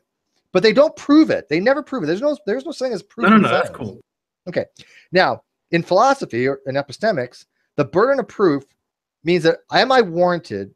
Well, I hate to use that word because I'm using it wrong. A warrant technically is here's my justification, here's my claim. The warrant is what conjoins the two. But if I say, here's my justification why I believe something, just think of it as why, right? Why do you believe this? I believe this because. The because is your justification, real in simple terms. If you can't give me a because, then you're not justified to hold that belief. And there's, again, theories of justification out there. It's the word justification that you need. Okay, that brings it back. Yeah, that ties it up nicely. Thanks. You're welcome. But like I said, don't get to this. I think what's happening is you're thinking, if I take on the burden of justification, I have to prove God does not exist. You don't. No, not at all. No. I understand that as an atheist, okay, if I accept this term, I hate this term. If somebody asks me, I say, no, I'm not an atheist. I just, forget the term. I don't have a God belief. So, because I hate this vocabulary that the theists are confronting me with. These are terms actually written by atheists. Stanford's Encyclopedia of Philosophy is written by atheists. Doesn't matter. I hate it. Okay, well, that's fine. You know what? Don't use the terms. I have no problem with that. I have no problem with that. Okay, I just don't like it. So this is me. I go, if somebody says to me, okay, do you believe that God exists? And I would say, no, I don't do that. And they say, well, why? And I say, because there is no reason to. Okay, I have not been provided with sufficient evidence to do the opposite. And that is all I need to do. I understand that, and I'm cool with that. Well, okay, let me run this by you. Okay, forget the words. Just go by concepts. If you say that you believe no gods exist, right? And you're okay with that from what you just said. And I ask you, why do you believe that no gods exist? And if you just say, because, that's not a justification. No. This is exactly, Rob and I had this discussion, and Rob is right. I understand that. I distinguish between I believe that gods do not exist and I don't believe that gods exist. The outcome is the same, and Rob is 100% right here. I understand that. But the methodology for me is different. And that is why I don't go there and say, I believe something. The difference is I don't believe X and I believe that X doesn't. There's a difference in the way that I see it. And that is why I will never make the claim, I don't believe X. I will say, I have no reason to believe that X is true. Okay. Again, I think you're just kind of equivocating here.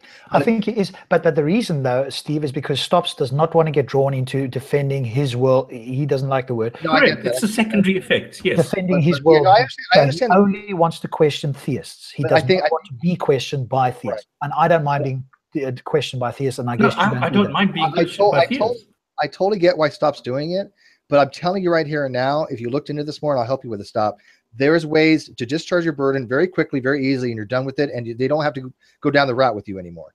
You've already explained to them. Look, like I said, but you have to be justified. First of all, what I would recommend to you, stop before I want to address something in live chat. Go, I'm telling you, go look and find out what your theory of knowledge is. Find out what you think is your theory of justification, and then you can use that to justify things. For example, if I accepted what's called correspondence theory, okay, or assuming I'm not correspondence theory, there's correspondence theory through truth and there's one of knowledge, but if I took coherentism, right, and I say, look, coherentism means that my framework is such that all my beliefs have to cohere with each other, okay, and you're positing to me a supernatural thing. Well, supernaturalism does not cohere with any of my existing beliefs, because I don't have a belief in the supernatural. It's never been demonstrated. We don't even know what it means. So I reject the supernatural claim. I believe that supernatural does not exist. And I justify that by my theory of justification of coherentism, because that to me is not part of my belief system. It doesn't cohere with anything else. That is how you justify it that way. And then you're done with it. That's all you need to tell a theist. And you could put God in there too if you want. Yeah, I understand that. Absolutely. It's just that I go a little bit of a different way, and I just simply hate this thing of being pushed into a corner, of being pushed into this whole epistemic requirement box that theists like to push me in, and I don't accept that. No, I get that. No, I get that. But here's stop. And I totally understand your point of view on this. I do. But here's the problem. These are two-way conversations. You can't just say, I want it to be one way, because that is burden shifting, right? And I totally get what you're saying. Now, you can have conversations like that. You can set up your own hangout and say, look, all I want to do is I want to question and do an internal critique of your worldview. That's fine. No. It's the other way around. Because I like people bringing their claims to me and saying, why is it that you don't accept this? And that's cool, because I do not make those claims. And this is why I don't have the burden. The problem is you are making claims, and a verse theist is going to call you out on it. If you're saying that's cool. If you're saying ontologically the universe is without gods, that is a claim. That's why I don't make the claim. But you have made that claim. You made it in here. No, I don't. I say I do not know. No, that's not what you said. Hang on. Are we talking? You see, this is the difference. If somebody comes in here and says, listen, because I've done this, people have said, do you have an explanation for why the universe exists? I will say, no, I do not know, because I genuinely do not know. I don't have the knowledge of how the universe somehow exists. I don't. But that's irrelevant. That has nothing to do with saying the universe is devoid of gods. Do you think there's gods in the universe? I don't know. Okay, before you said there are no gods, you believe there's no gods, and now you're going back to this I don't know position. It seems like, like I said, every time what happens is when people question you, you go from one position that you actually have, which is you are an atheist that believes gods do not exist, but when you're questioned on it, you want to default back to I don't know to avoid a burden of justification. Okay. It's notable. Is there a difference between a theory in colloquial sense and in scientific sense? Yes. Okay, this is the same thing. I am a baker, and if you ask me what is a bread of loaf, a baker will tell you or give you a different answer than if you ask me. If somebody says, what is a bread of loaf, I will say, well, it's just something made from water and wheat and something. And the baker will tell you, hang on, no, that's not quite true, because now you have to go do, and you have to have like 10 different ingredients in the loaf of bread. So it depends whom you are talking to. But like I said, you're trying to straddle both. You're trying to be the baker and the other baker. You're trying to be the colloquial and the scientific terminology. You're trying to straddle both sides of the fence, and that's just, you cannot do that, man. You can't just say I'm going to be a colloquial. I'm going to use colloquial here. I'm going to use scientific definitions here. I'm going to be this type of baker here and this type of baker here. You are straddling. Okay, this is true. This I admit, where I'm saying, okay, are you asking the baker or are you asking the customer? There I differentiate, because if somebody asks me, listen, are you talking now in your capacity as X or are you talking as layman? There will be a different answer. That is absolutely true, because I have to do that in my job. I get what you're saying, but that's a very dishonest way to approach a discussion. I don't think it's dishonest. It's just being very specific. But can I address something in the live chat that I've been trying to get to? Go for it. Okay, so people have been asking, what's the difference between the Loch Ness Monster and God? Okay, and again, I'm not a theist, so this is actually, somebody who wrote this paper is actually a not theist either, so this is not a theist position. The problem is that God is posited as an explanation for phenomenon. God is posited to be the creator of the universe, or the creator of the laws of logic, or the naturalistic laws, whatever you want to posit him to be the explanation for, right? Mm-hmm. The Loch Ness Monster is not posited to be an explanation for anything besides, somebody can say, well, I saw this. Okay, well, they're positing an observation that they saw something, but what is it actually being a positive for, right? Is there a naturalistic explanation that we have for that? Yeah, we know the Loch Ness Monster is not real, right? We've already determined the Loch Ness Monster is not real, right? So yeah, I believe that Loch Ness Monster is not real because we have evidence that it's not real. Now, people say the things about Santa. Why do you believe Santa's not real? Well, what is the expectation that we would have if Santa was real, right? We would expect to see, reindeer and flying jolly man. Okay, we don't see that, but hey, you know what? Still, you could still have a belief in it. But what's a more likely explanation? We actually see parents going out buying presents for their children, right? We see people shopping during Christmas season. So I have to evaluate what's the most parsimonious explanation. When I'm observing people buying presents for somebody, or this jolly old man in a sleigh that we've never seen before. Well, obviously I'm gonna go with the more reasonable one, right? Because it makes sense to do so.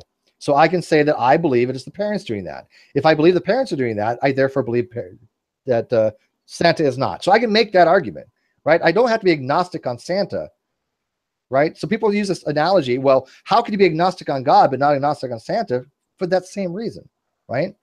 The evidence I have to myself, my subjective evidence, right, that I can't tell anybody else, or I could tell them, but I can't give to them. I have an epistemic wall there, or what's called an epistemic limit, that I have reasons to believe there might be a God, but I also have reasons to believe there may not be a God. I am somewhere between 0.4 and 0.6 if you want to go on a range, right? 0.5 being the middle, right? Agnosticism is literally in between theism and agnosticism on the landscape, right? Okay, so my Steve? personal reasons are just my own, Mhm. but I could be agnostic about that and not be agnostic about Santa, because I can demonstrate Santa's not true. Okay, fair enough. That's a good analogy and a good point to make on that particular analogy. So let me ask you then. Let's use Aaron, because Aaron is here. So on the Christian God, as Aaron understands it, which is obviously a God that's sent down his son, and there were certain things written in the Bible. Are you agnostic or are you atheist on the Christian God as Aaron would portray it? Sure, and let me point out real quick, if I'll answer that. The argument for that goes to what's called Russell's teapot. Are you familiar with that? Yes, I am. Yeah, Okay. yeah. So the criticism for this analogy is actually, I think his name's Garvey, if I remember correctly. He wrote a very nice, interesting paper on the reason why Russell's teapot is a bad analogy for God, and I agree with it wholeheartedly. It's just, it really is a bad analogy because Russell's teapot doesn't explain anything. Now, am I an atheist or his version of God? Well, his version of God is a young Earth creationist God, right? And if you say that his God is a necessary precondition for young Earth creationism, or vice versa, even that the Earth has to be 7,000 years old for his God to exist, we'll call that the necessary precondition. Then no, his God does not exist. I am an atheist toward his God. We'll call that local atheism, as opposed to all gods. Right? The young Earth creationist God does not exist. I will assert that. I will take the burden of justification. I'll run with it. I have 500 videos on my channel. Most of them are dealing with this very thing. Right? So which God are you agnostic towards then? There's a couple different ones. I have a very hard time, again, with the atheistic deity. I have a very hard time with some versions of the theistic God. Even some types of the Christian God, right? The omni God, I have a problem with, right? Because the omni God is saying that it has all these benevolent, wonderful attributes that are just, they're internally self-refuting for each other. You cannot have all these things. It's like square circle. To me, it just can't exist. So give an example of that one. I just got a call. I've got an emergency on a site which I need to address. I need to go. I need to take care of this immediately. Sorry. Right, thanks, Stop. Cheers. I'll get back to you more. It was an interesting conversation, Stop. I do appreciate it. Same here. Bye. Cheers, Stops. Thank you. But speaker, let me address some things like in the live feed because I'm paying attention there. When somebody says something like you're agnostic about God, you're still an atheist or an atheist. That is a false statement. This is what my channel talks about all the time. This is what Ozzy talks about all the time. When an atheist says something like that, it demonstrates they don't understand these topics, because by definition, right? And I hate bringing up definitional arguments because people can use any definition they want, right? Some are better than others. But to say in philosophy, by definition, an agnostic is neither a theist or an atheist. That's what it is. It's neither. It is saying, I don't accept both sides.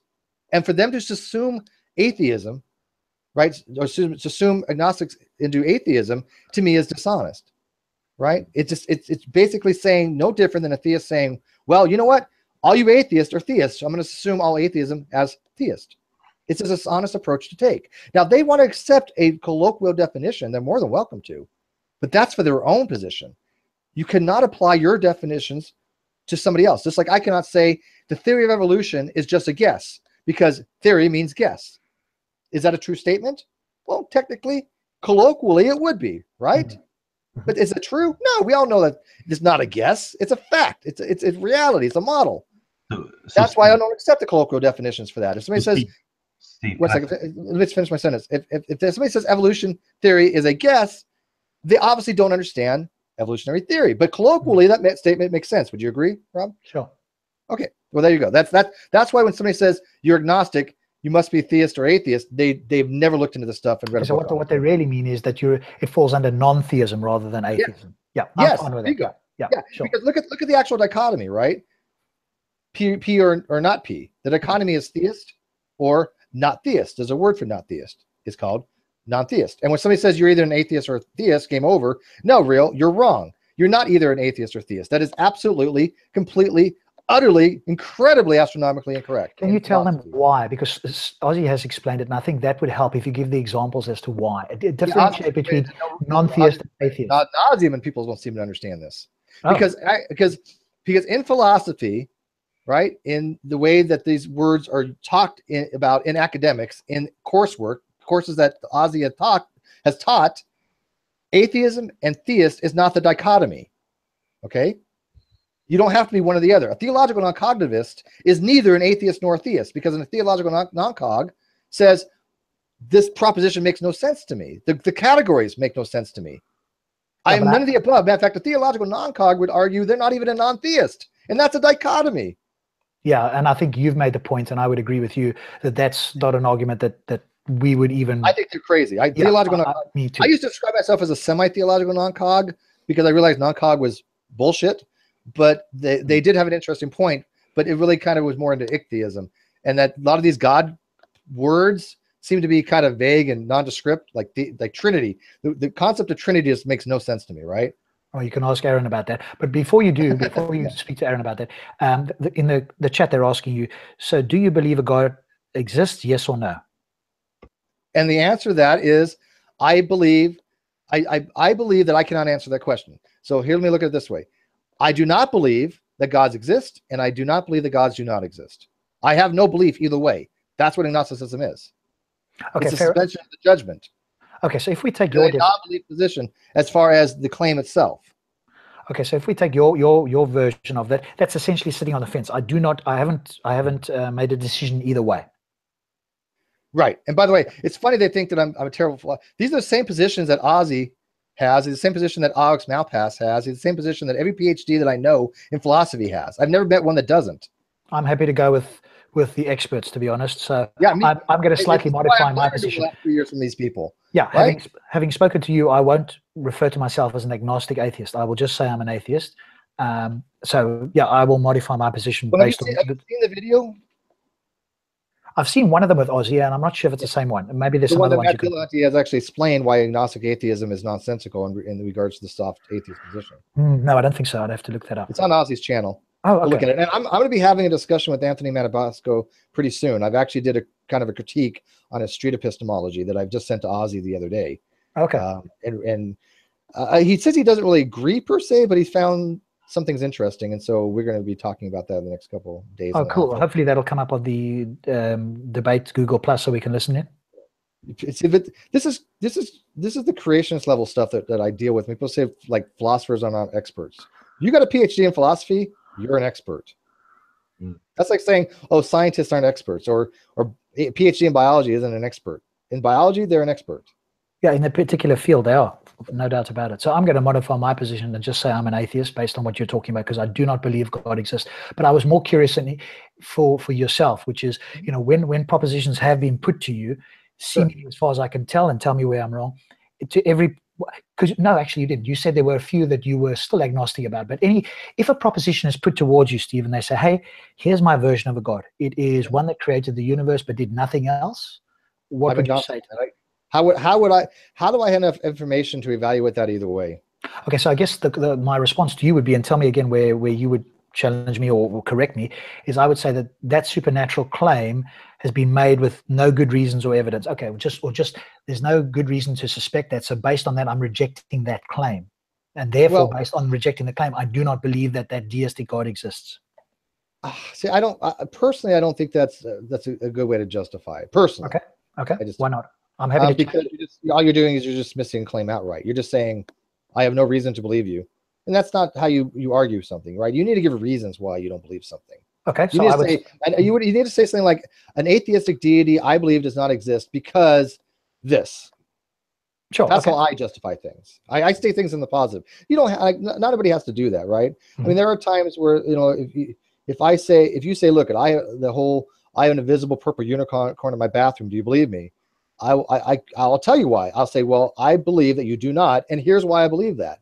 Because if you don't give me what you would expect to have evidence for that being, and you don't see that, and I don't see that, then I'm going to hold the position that because I have nothing I'm going to use the coherence point of view right now. I have nothing that's corresponding. I get those confused all the time. There's nothing corresponding to my other beliefs to give me justification to accept that. But could you not say the same about a supernatural deity? Because every single supernatural deity that I'm aware of is posited as being outside or maybe part of this universe, but that's indistinguishable. So essentially the main part of the deity, if you want to call it that, just for language's sake, is sitting outside looking in on this universe. I'm not sure how many people claim that not only, whether they claim this universe is part of a deity or not, the main part of the deity is some disembodied mind that's looking in, whether we're part of it or not. So from that basis, would you not reject that part of it? Yeah, to some degree. I mean, I totally agree with you on that. I mean, and that's, again, these are all personal reasons to accept and reject. There's no right answer here, right? Mm-hmm. Right. When we're talking about personal justification, what do I need in order to feel I'm justified to hold a particular belief, right? And I don't feel I'm justified to hold the belief that no gods exist. Like, remember, you've interviewed Ozzy, and Ozzy has told you, if I'm not mistaken, that he is not an ontological naturalist, correct? He's a methodological naturalist, I think. Right. So he never says, though, there is no supernatural, correct? But I also don't say that. I just say I believe there's no supernatural. Right.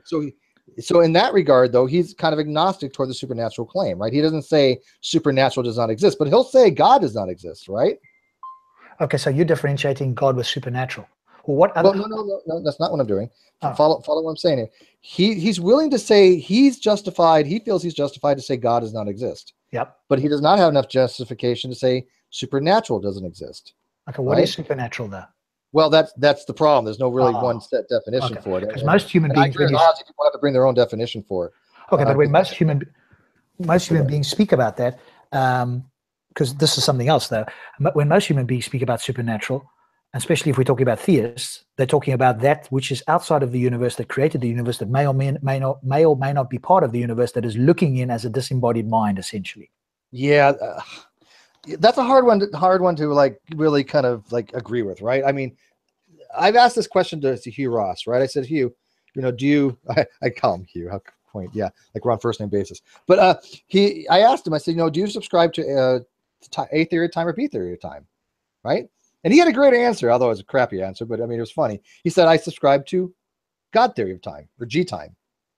I'm happy with G time, by the way. If it was, I was like, that's a cute answer. That's cute. I'll give you that. But the problem is what somebody means by outside space and time. Mm-hmm. I don't know how to conceptualize that, to be honest with you. Okay, so I've had this discussion. So let's see. Imagine you had Well, I'm just thinking of it as like, just think of it like a marble. So everything that is not marble is outside space and time. And I would, if there were a God, then what the theist or anybody says, then I would agree that you'd have a God time and a God space. Now that might be different. It's just another label for that which is outside of the universe, but it appears to function in the same way as far as we can understand. So there was a time that there was God, and then there was a time with God plus universe. So that would be God time. No, I'm actually okay with that. But the problem is again, where does that actually exist? Are you familiar with what's called a Penrose diagram or a Minkowski diagram? No, I don't think so. Unless you drew it, I might, but I don't think so. A Minkowski diagram is basically a light cone, where you have a point of origin, and then you have 45 degrees coming out from that. That represents a two-dimensional representation of three-dimensional light. It's called a light cone. Mm-hmm. Okay. So let's say you have like light emanating from a point of origin. It goes out in a 360-degree sphere, correct? Yep. So a Minkowski diagram would be, it's just going out from the point of origin on the XY axis. And then it has a cone going one way and a cone going another way. So it expands across the Y axis as it's going up and down the expands across the X axis as it's going up and down the Y. The future light cone being the one going Y plus, and the past being the negative Y. Okay. Now, outside that 45-degree angle, right, it's non-existence. It doesn't mean anything. It's outside where light is traveling. So imagine light going from a 360, right, to some other dimension, or whatever it is. It's not even a dimension technically, to outside that light cone. It doesn't make any sense to do so. The light can only go so fast, right? It's limited by the speed of light, c. So it cannot go faster than that 45-degree angle light cone. So what does it mean to fall outside of that? When I was reading about this in high school, my first time, it was a guy named Paul Davies who used to write about it. He just put question marks there. He didn't even know how to describe it. All right. I think we probably go down a rabbit hole there. I think people in the chat would rather have you and Pentecostal continue your discussion, because I think you wanted to object to evolution and something else. So Pentecostal, over to you. I just recommend to the people in the live chat, go read up on epistemics. But anybody who says that you're either atheist or theist, they've literally never opened a book on this. I can tell you right now. And if they have, please tell me the book that said that. And I mean a philosophy book, not some kind of colloquial R and Raw philosophy. Go ahead, Aaron. Yeah, you like to complicate things. You like to overthink things. You like to,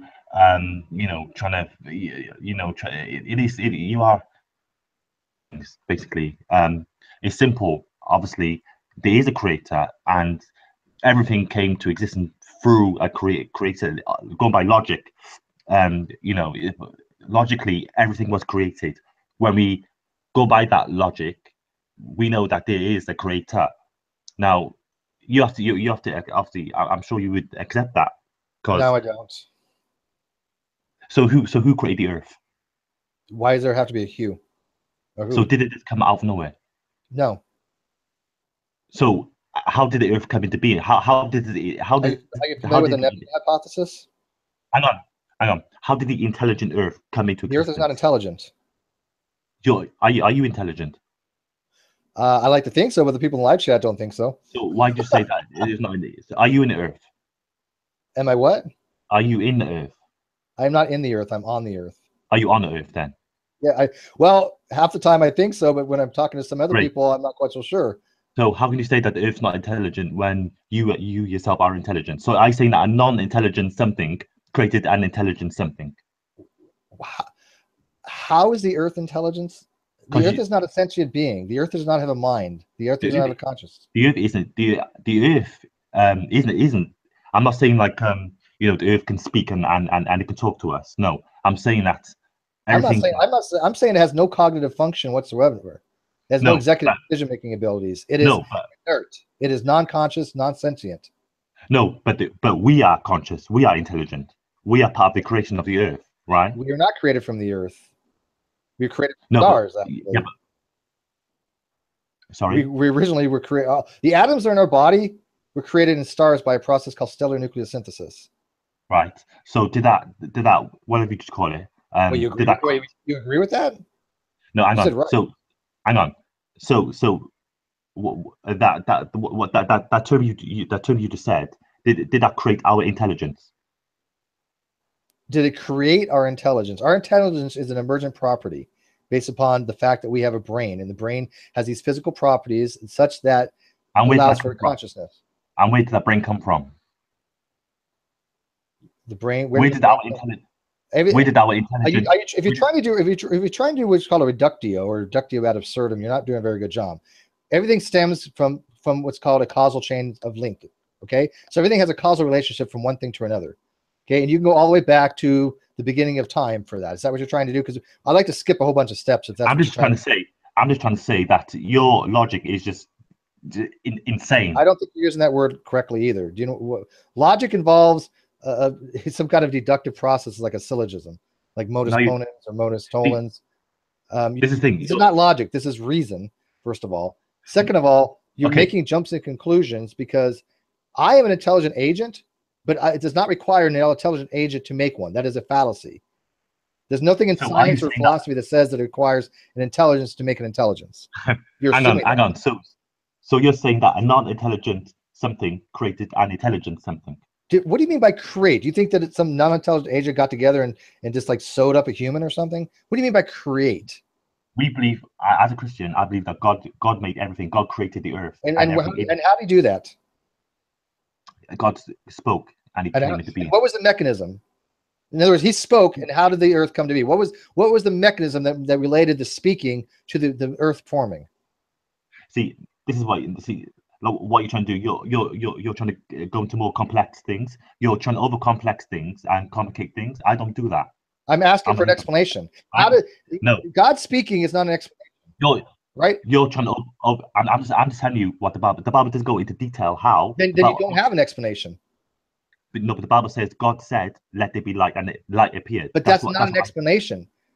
An explanation would be like, I'm speaking, I'm moving the air such that it has rarefaction and compaction, that it's producing this transversal wave that's going through the air, and you can pick it up, right? And your eardrum then picks it up, and you hear it because your brain processes it through your cochlea and your bones in your ear. So that is an explanation, right? Yeah, but the Bible doesn't go into too much detail about that. We just know the basics, okay? But I'm going by simple. You're trying to overcome. As I said, you're overthinking things, which is why you are confused and you're agnostic. Well, it's simple. It is. I think it's simple, to be honest. You are saying that you are here. You are an intelligent. Humans are intelligent. Okay, we are intelligent. Now you're saying that we came from nothing. How could I've never said? Okay, first of all, I want to correct something because I thought about it. Sound waves actually are longitudinal waves that transverse through a medium. So I wanted to correct that before somebody who didn't know nobody noticed that, but I thought about that. I'm like, wait a minute, it's a longitudinal wave. But I've never said we came from nothing. Where did I ever say that? So are you saying so we came from something then? Yes. Well, I believe that we came from something, but I don't adhere to what's called the PSR, the principle of sufficient reason. Okay, but when you say nothing, the philosophical definition of nothing is not the same as a scientific definition of nothing. What do you mean? Okay. Let's say that the universe was just black, all black. Black is something. Yeah. All of a sudden, Earth appears with humans, planets, trees, grass, animals. Nothing. What is nothing? I'm asking you. Black is still something. No, see. No, now you overcomplicate. I'm trying to keep it simple. This is not overcomplicating. This is how you have a discussion. These are the subject. The problem is you're not thinking critically enough. You're not thinking, and you're not thinking at all.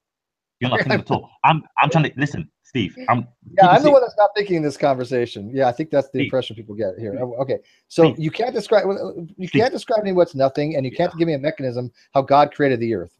Okay, I'm keeping it simple. Listen. I'm keeping it simple. Okay, so we got pitch black. We got nothing. Okay, we haven't got black. We got nothing. Black is not nothing. Pitch black is something. We got nothing. All of a sudden, ocean, and all of a sudden we have earth. We have humans. We have water, trees, garden, animals. Are you saying that came from nothing? What do you mean by it just came zero? I've never posited any such thing. Okay. Now you asked where the Earth came from, and I was going to tell you. Do you know what the nebula hypothesis is? Oh, here we go. That's the explanation for the Earth. Okay, so I have an explanation. You have no explanation. All you say is God did it. That's that's a positive explanation, but it doesn't tell me anything. I said by going by logic and reason, it was created. You're created. You're created. I'm created. Everything was. But how did God? But you still haven't told me how. So how did God create man? I told you. God spoke it, and it came into being. God spoke Adam into existence. That's not how I was reading the Bible. But as I said, that's the overall. How did God create Adam? Well, the Bible says that God made Adam from. It's in Genesis that God's verse, but the Bible says it goes into detail how God made man. And so, okay, and how did he do it? Well, I'm got the Bible open right now. Okay. I can, we can go into that if you want, but I'm trying to keep it simple. Yeah. Okay, keep it simple. Right. How did God create woman? God made woman from man, from Adam's rib. Okay. Could you tell me genetically how that's possible? When if he would have created from his rib, it would have been a female. Now you're going into complex not issues. Complex. I've just literally showed. Then if I don't carefully. I've just showed you something that what you said is demonstrably impossible. No, I'm trying to keep it simple, right? Simple. We are intelligent. Listen. We are intelligent human beings. No, well, I think one of us is. I don't know which one at this point. Are you saying that as human beings came from nothing? I've never said it. Why do you keep bringing that up? Again, I've asked you what nothing is. You haven't even explained to me what nothing is. Dude, seriously. I mean, nothing is nothing. That's a tautology. Nothing is nothing. Yeah, black is black, white is white, tree is tree, lamp is lamp. Those are tautologies. Nothing is something then. It doesn't tell me anything. So is nothing something? In science, yes. In philosophy, no. Right. Well, I'm saying philosophy. You say right, but you don't. You say right, but you do not understand what I just said. I guarantee it. Why is nothing something in science? Why is the guy trying to overcomplicate things? I told you. Your thing of overcomplicating is me showing that you don't know what the hell you're talking about. No, do you? Well, demonstrate that I don't. Okay. I do this all the time. I have a whole channel on this. You've not shown me I'm wrong on anything. Go ahead, show me I'm wrong on something. I would love that. Listen, I go by logic and reason. I like to keep it simple. Okay. Which type of logic do you go by? Do you use the most? What? Predicate, Boolean, doxastic. I mean, you say keep on throwing out this word logic. Okay, so you know logic. I don't know. I'm not a logician. This is logic. Hang on. Logic's not my area, but I know a little bit about it. So, what do you know about logic? Logic is thinking. No, that's not what logic means. I'm asking you to think. Logic is not what logic means. Logic means that you're using relationships by predicates and variables to mean certain things. If I make a logical statement, like a syllogism, if I say, if it rained last night, my car is wet. It rained last night, therefore my car is wet. That is a logical argument called modus ponens. Well, yeah, that's what I'm trying to use logic. Okay, then show me your logical argument that for what you're saying. Show me, use any kind of rules of inference you want. You're making a logical argument. Show me the logic. Who made the car? What made the car? How is that a logical argument? You're asking me a question. I'm asking you the question. Answer my question. What made that? Who made the automobile? Somebody in a factory or a machine. Right. So the car didn't just come by itself. I've never claimed that the car did come by itself. Again, why are you bringing this up? This is called straw manning, right? Or red herrings even. I've never claimed that the car came from itself. Okay, I'm asking you to make a logical argument, which you've not done. If you answer my questions, then you know I'm going. So I'll answer any questions you want, but you don't seem to be answering mine. So did an automobile come together by itself, or did it? No. Exactly. But exactly what? What does that mean exactly? So what? Hang on. What's his name? Aaron? Is that his name? Aaron or Aaron? Aaron. Is a car? Answer my question now. Is a car a biological entity? Listen. Did a car come by itself? Don't. No, I cannot stand this. Listen to me very carefully. If you ask me questions, I will answer. But how this works is then you have to answer mine. Is a car a biological entity? I don't even know what it is. What's that mean? An organism, a living. Oh my God, a living entity, something that's living, alive. I don't even know. No, but it's created, isn't it? Then you have a false analogy. Move on to something else. How is that false analogy? Because we are living entities. A car is not. Yeah. They're two different, utterly different things. A non-living entity, right? A car requires something to put it together. Okay. Now, yeah, this is in biology, this, right? Let me finish. In biology, you have what's called abiogenesis, right? Well, you do have. Let me finish. You do have life coming from non-life, but you do it molecularly. Okay. You have abiogenesis, but you posit a God for that. Okay. They're both forms of abiogenesis. Abiogenesis literally means life from non-life. If God made man from the earth, that is abiogenesis. Correct? Listen. Don't I said. Stop telling me to listen. I'm going Hey, wait on. Can we get a mod a little bit? If I ask him a question, I don't want to hear listen. I want to hear yes or no, and then the explanation for it. Okay, so Aaron, if you're going to ask questions, Steve will answer yours. You need to answer his. If you don't know, say I don't know. But don't try and avoid answering the questions. Otherwise, we'll bring this to a close now. So once again, Aaron, if God created man from the earth, that is life from non-life, is it not? Go ahead, Aaron. You can unmute yourself.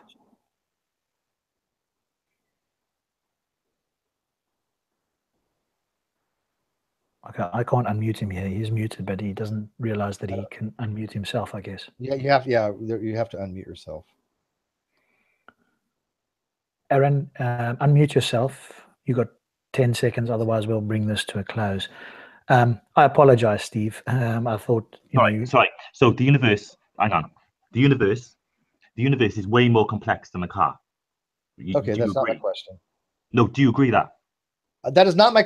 You cannot ask me a question. No, you. Hang on. Aaron. Aaron. Universe. Hang on. Aaron, no, I'm not playing this game. Aaron. Listen to me. You're a Jehovah's Witness because this is how Jehovah's Witnesses do this. Is the universe more? Hang on. I am not answering your questions. Exactly. You can't answer my question. No, I will. Okay, listen to me very carefully. I will answer every one of your questions in detail, ad nauseum, because I could spend days doing this because I do read up on these subjects. Okay. Is the universe more complex than a car? Yes or no? I answer my question first. You have an answer. You answer my question. No, why wouldn't you answer my question? Because you haven't answered my questions. I don't play this game. So either you answer my questions or the conversation's over. Because I'm not going to have a unilateral, one-sided conversation because that's dishonest. If you want to be dishonest, go ahead. But I have a very simple question to you. Answer that question, and I'll answer your question ad nauseum. I'll spend 5 hours if you like answering questions about cosmology. Okay, but answer my question first because I asked it first. No, you didn't. Is God creating man from the earth, abiogenesis, life from non-life? Answer that yes or no, and then I'll answer your question. Go ahead. God made the earth, didn't he? That is not a yes or no.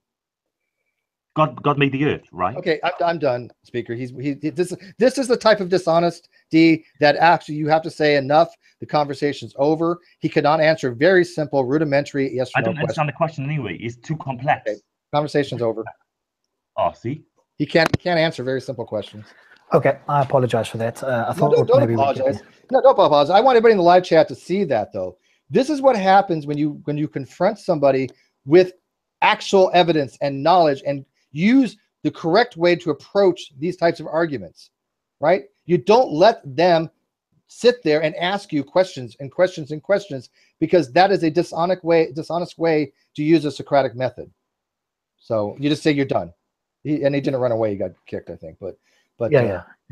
And well should have. I would have kicked him in my hangout as well. When people reach that level of dishonesty, there's no more communication to be had. Yeah, I think that's a problem. And of course, this is what happens in Speaker's Corner and stuff as well, where you can walk away and then they kick up a stink and all that sort of stuff. Well, Steve, you know what? It's been an absolute pleasure. I'd love to have you again at some point. So I'm sure we can make a plan. And I don't want to monopolize your time, but if you're available again, we could do that. I think it's been valuable. Hopefully, Stops has got something. I've got something from it as well. So yeah, I'd like to have more conversations with Stops. I mean, I know where he's coming from. I don't want to like dog on him, right? I've seen people with similar, well, not exactly like his, but similar type things where they don't want to have this burdens, things like that. I get that. But I think that if he sussed this out a little bit more and he hung out with us, we could give him much better ways to formulate his arguments where he could just shut down theists. I mean, I shut this guy down easily. He was trivial. He didn't know anything about any of these topics, clearly. Right? Yeah. So That's why I say anyways, he was thanks quite. for having me on, though. Man, this was quite fun. a I enjoyed fundamentalist. this. So, you know, he's not going to know much about the topics. He's got a scripted like he is like the Muslim guy I was talking about. So he was trying to use the complexity argument with you there, and go, hey, well, you know, the logical deduction is, well, if the universe is the most complex thing and everything else that's complex had a creator, then the universe must have one. Boom, bam, I'm all done. Yeah, it's just so bad. It's so bad enough. Yeah. But thanks, man. Thanks for inviting me on. You got to drop by my channel, by the way. Yes. And try and make a plan there and come and listening to you guys. If you don't mind, can I drop my link? Yes, please do. Even though a lot of people like feel that I didn't really address, or they don't think that I'm justified to say what I'm saying. However, if they actually went and they did the research on this and they come to my channel and they want more information on this, I'm happy for them to subscribe to me, and I can talk to them all day long on this particular topic. Well, I'm happy to do one with you again in a couple of weeks if you like, which is specifically just on this topic. If you want to do it in more depth, especially if you've got something on it, you might have videos. Most people probably won't go watch your videos. I hope you do go subscribe to Steve's channel. I'm going to do it now if I haven't already. I'm obviously on some of the other ones. I probably am. Let me just see. I probably am subscribed. Yes, I am already. You got 2,500 or close on 3,000 subscribers there now. So yeah, please go and join Steve's channel. But if you like Steve, we could do one just on this topic to not only educate other atheists and agnostics, but also theists, because most theists do not know this anyway, and seemingly most atheists or agnostics don't know it to the level you talked about anyway. Yeah, and by the way, they could come to my my channel, and they could bring these arguments to my channel. Somebody just mentioned some of the Oxford English Dictionary. They don't understand the difference between a dictionary and an encyclopedia. A dictionary is colloquial.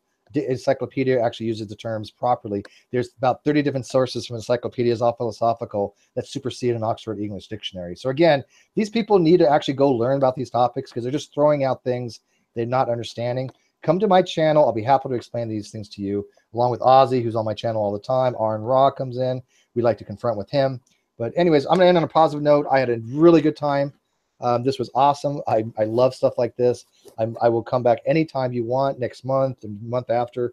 I love this. So this was great. I'm going to put this on the Great Debate community. I'm going to tell everybody to come over and not only just watch this, but make sure they just subscribe to your channel as well. So brilliant. Well, awesome. Appreciate it. And anybody else, if there's any of the people that want to come and be a guest here, that want to chat, specifically, ideally, if they've got some knowledge on Islam, or even like yourself, where we can talk about the bigger topics, because most Muslims or Christians don't really go into the Bible and quote chapter and verse, certainly not over here as much. I know they might do more over there. And so anybody that's got the sort of knowledge, what I would really love is somebody that is an expert on evolution to come onto the channel, and I could even send the video ahead of time to show what, you know, one of these Muslims wants to challenge, how they want to challenge evolution, and then he could go through it like you have, but even more depth as to why it's a scientific fact, so that people walk away here with, we can have a video of 2 hours, whatever it is, where I can say, go watch that video, and that will tell you everything you need to know about it. You could read the books, but there's a 2-hour video, for example. So anybody like that, it'd be great if you can sort of send them this way. Steve, I know you're in the chat. I'll see what I can do on that. Brilliant. No problem. I can see you answering some questions in the chat. Steve, it's been an absolute pleasure. Thank you very much. We'll definitely do it again in the future. It's just going on 12 o'clock here my time, so I better get a bit of rest. Thanks to everybody in the chat. Thanks to Stops who's been here, and for the short time, even for Aaron, who at least gave us a demonstration of a little bit of fundamentalism to end the night. Thank you, everybody. We'll be back next Friday, and I'll work out a topic for that, and then we'll be back. Steve, again, thank you so much.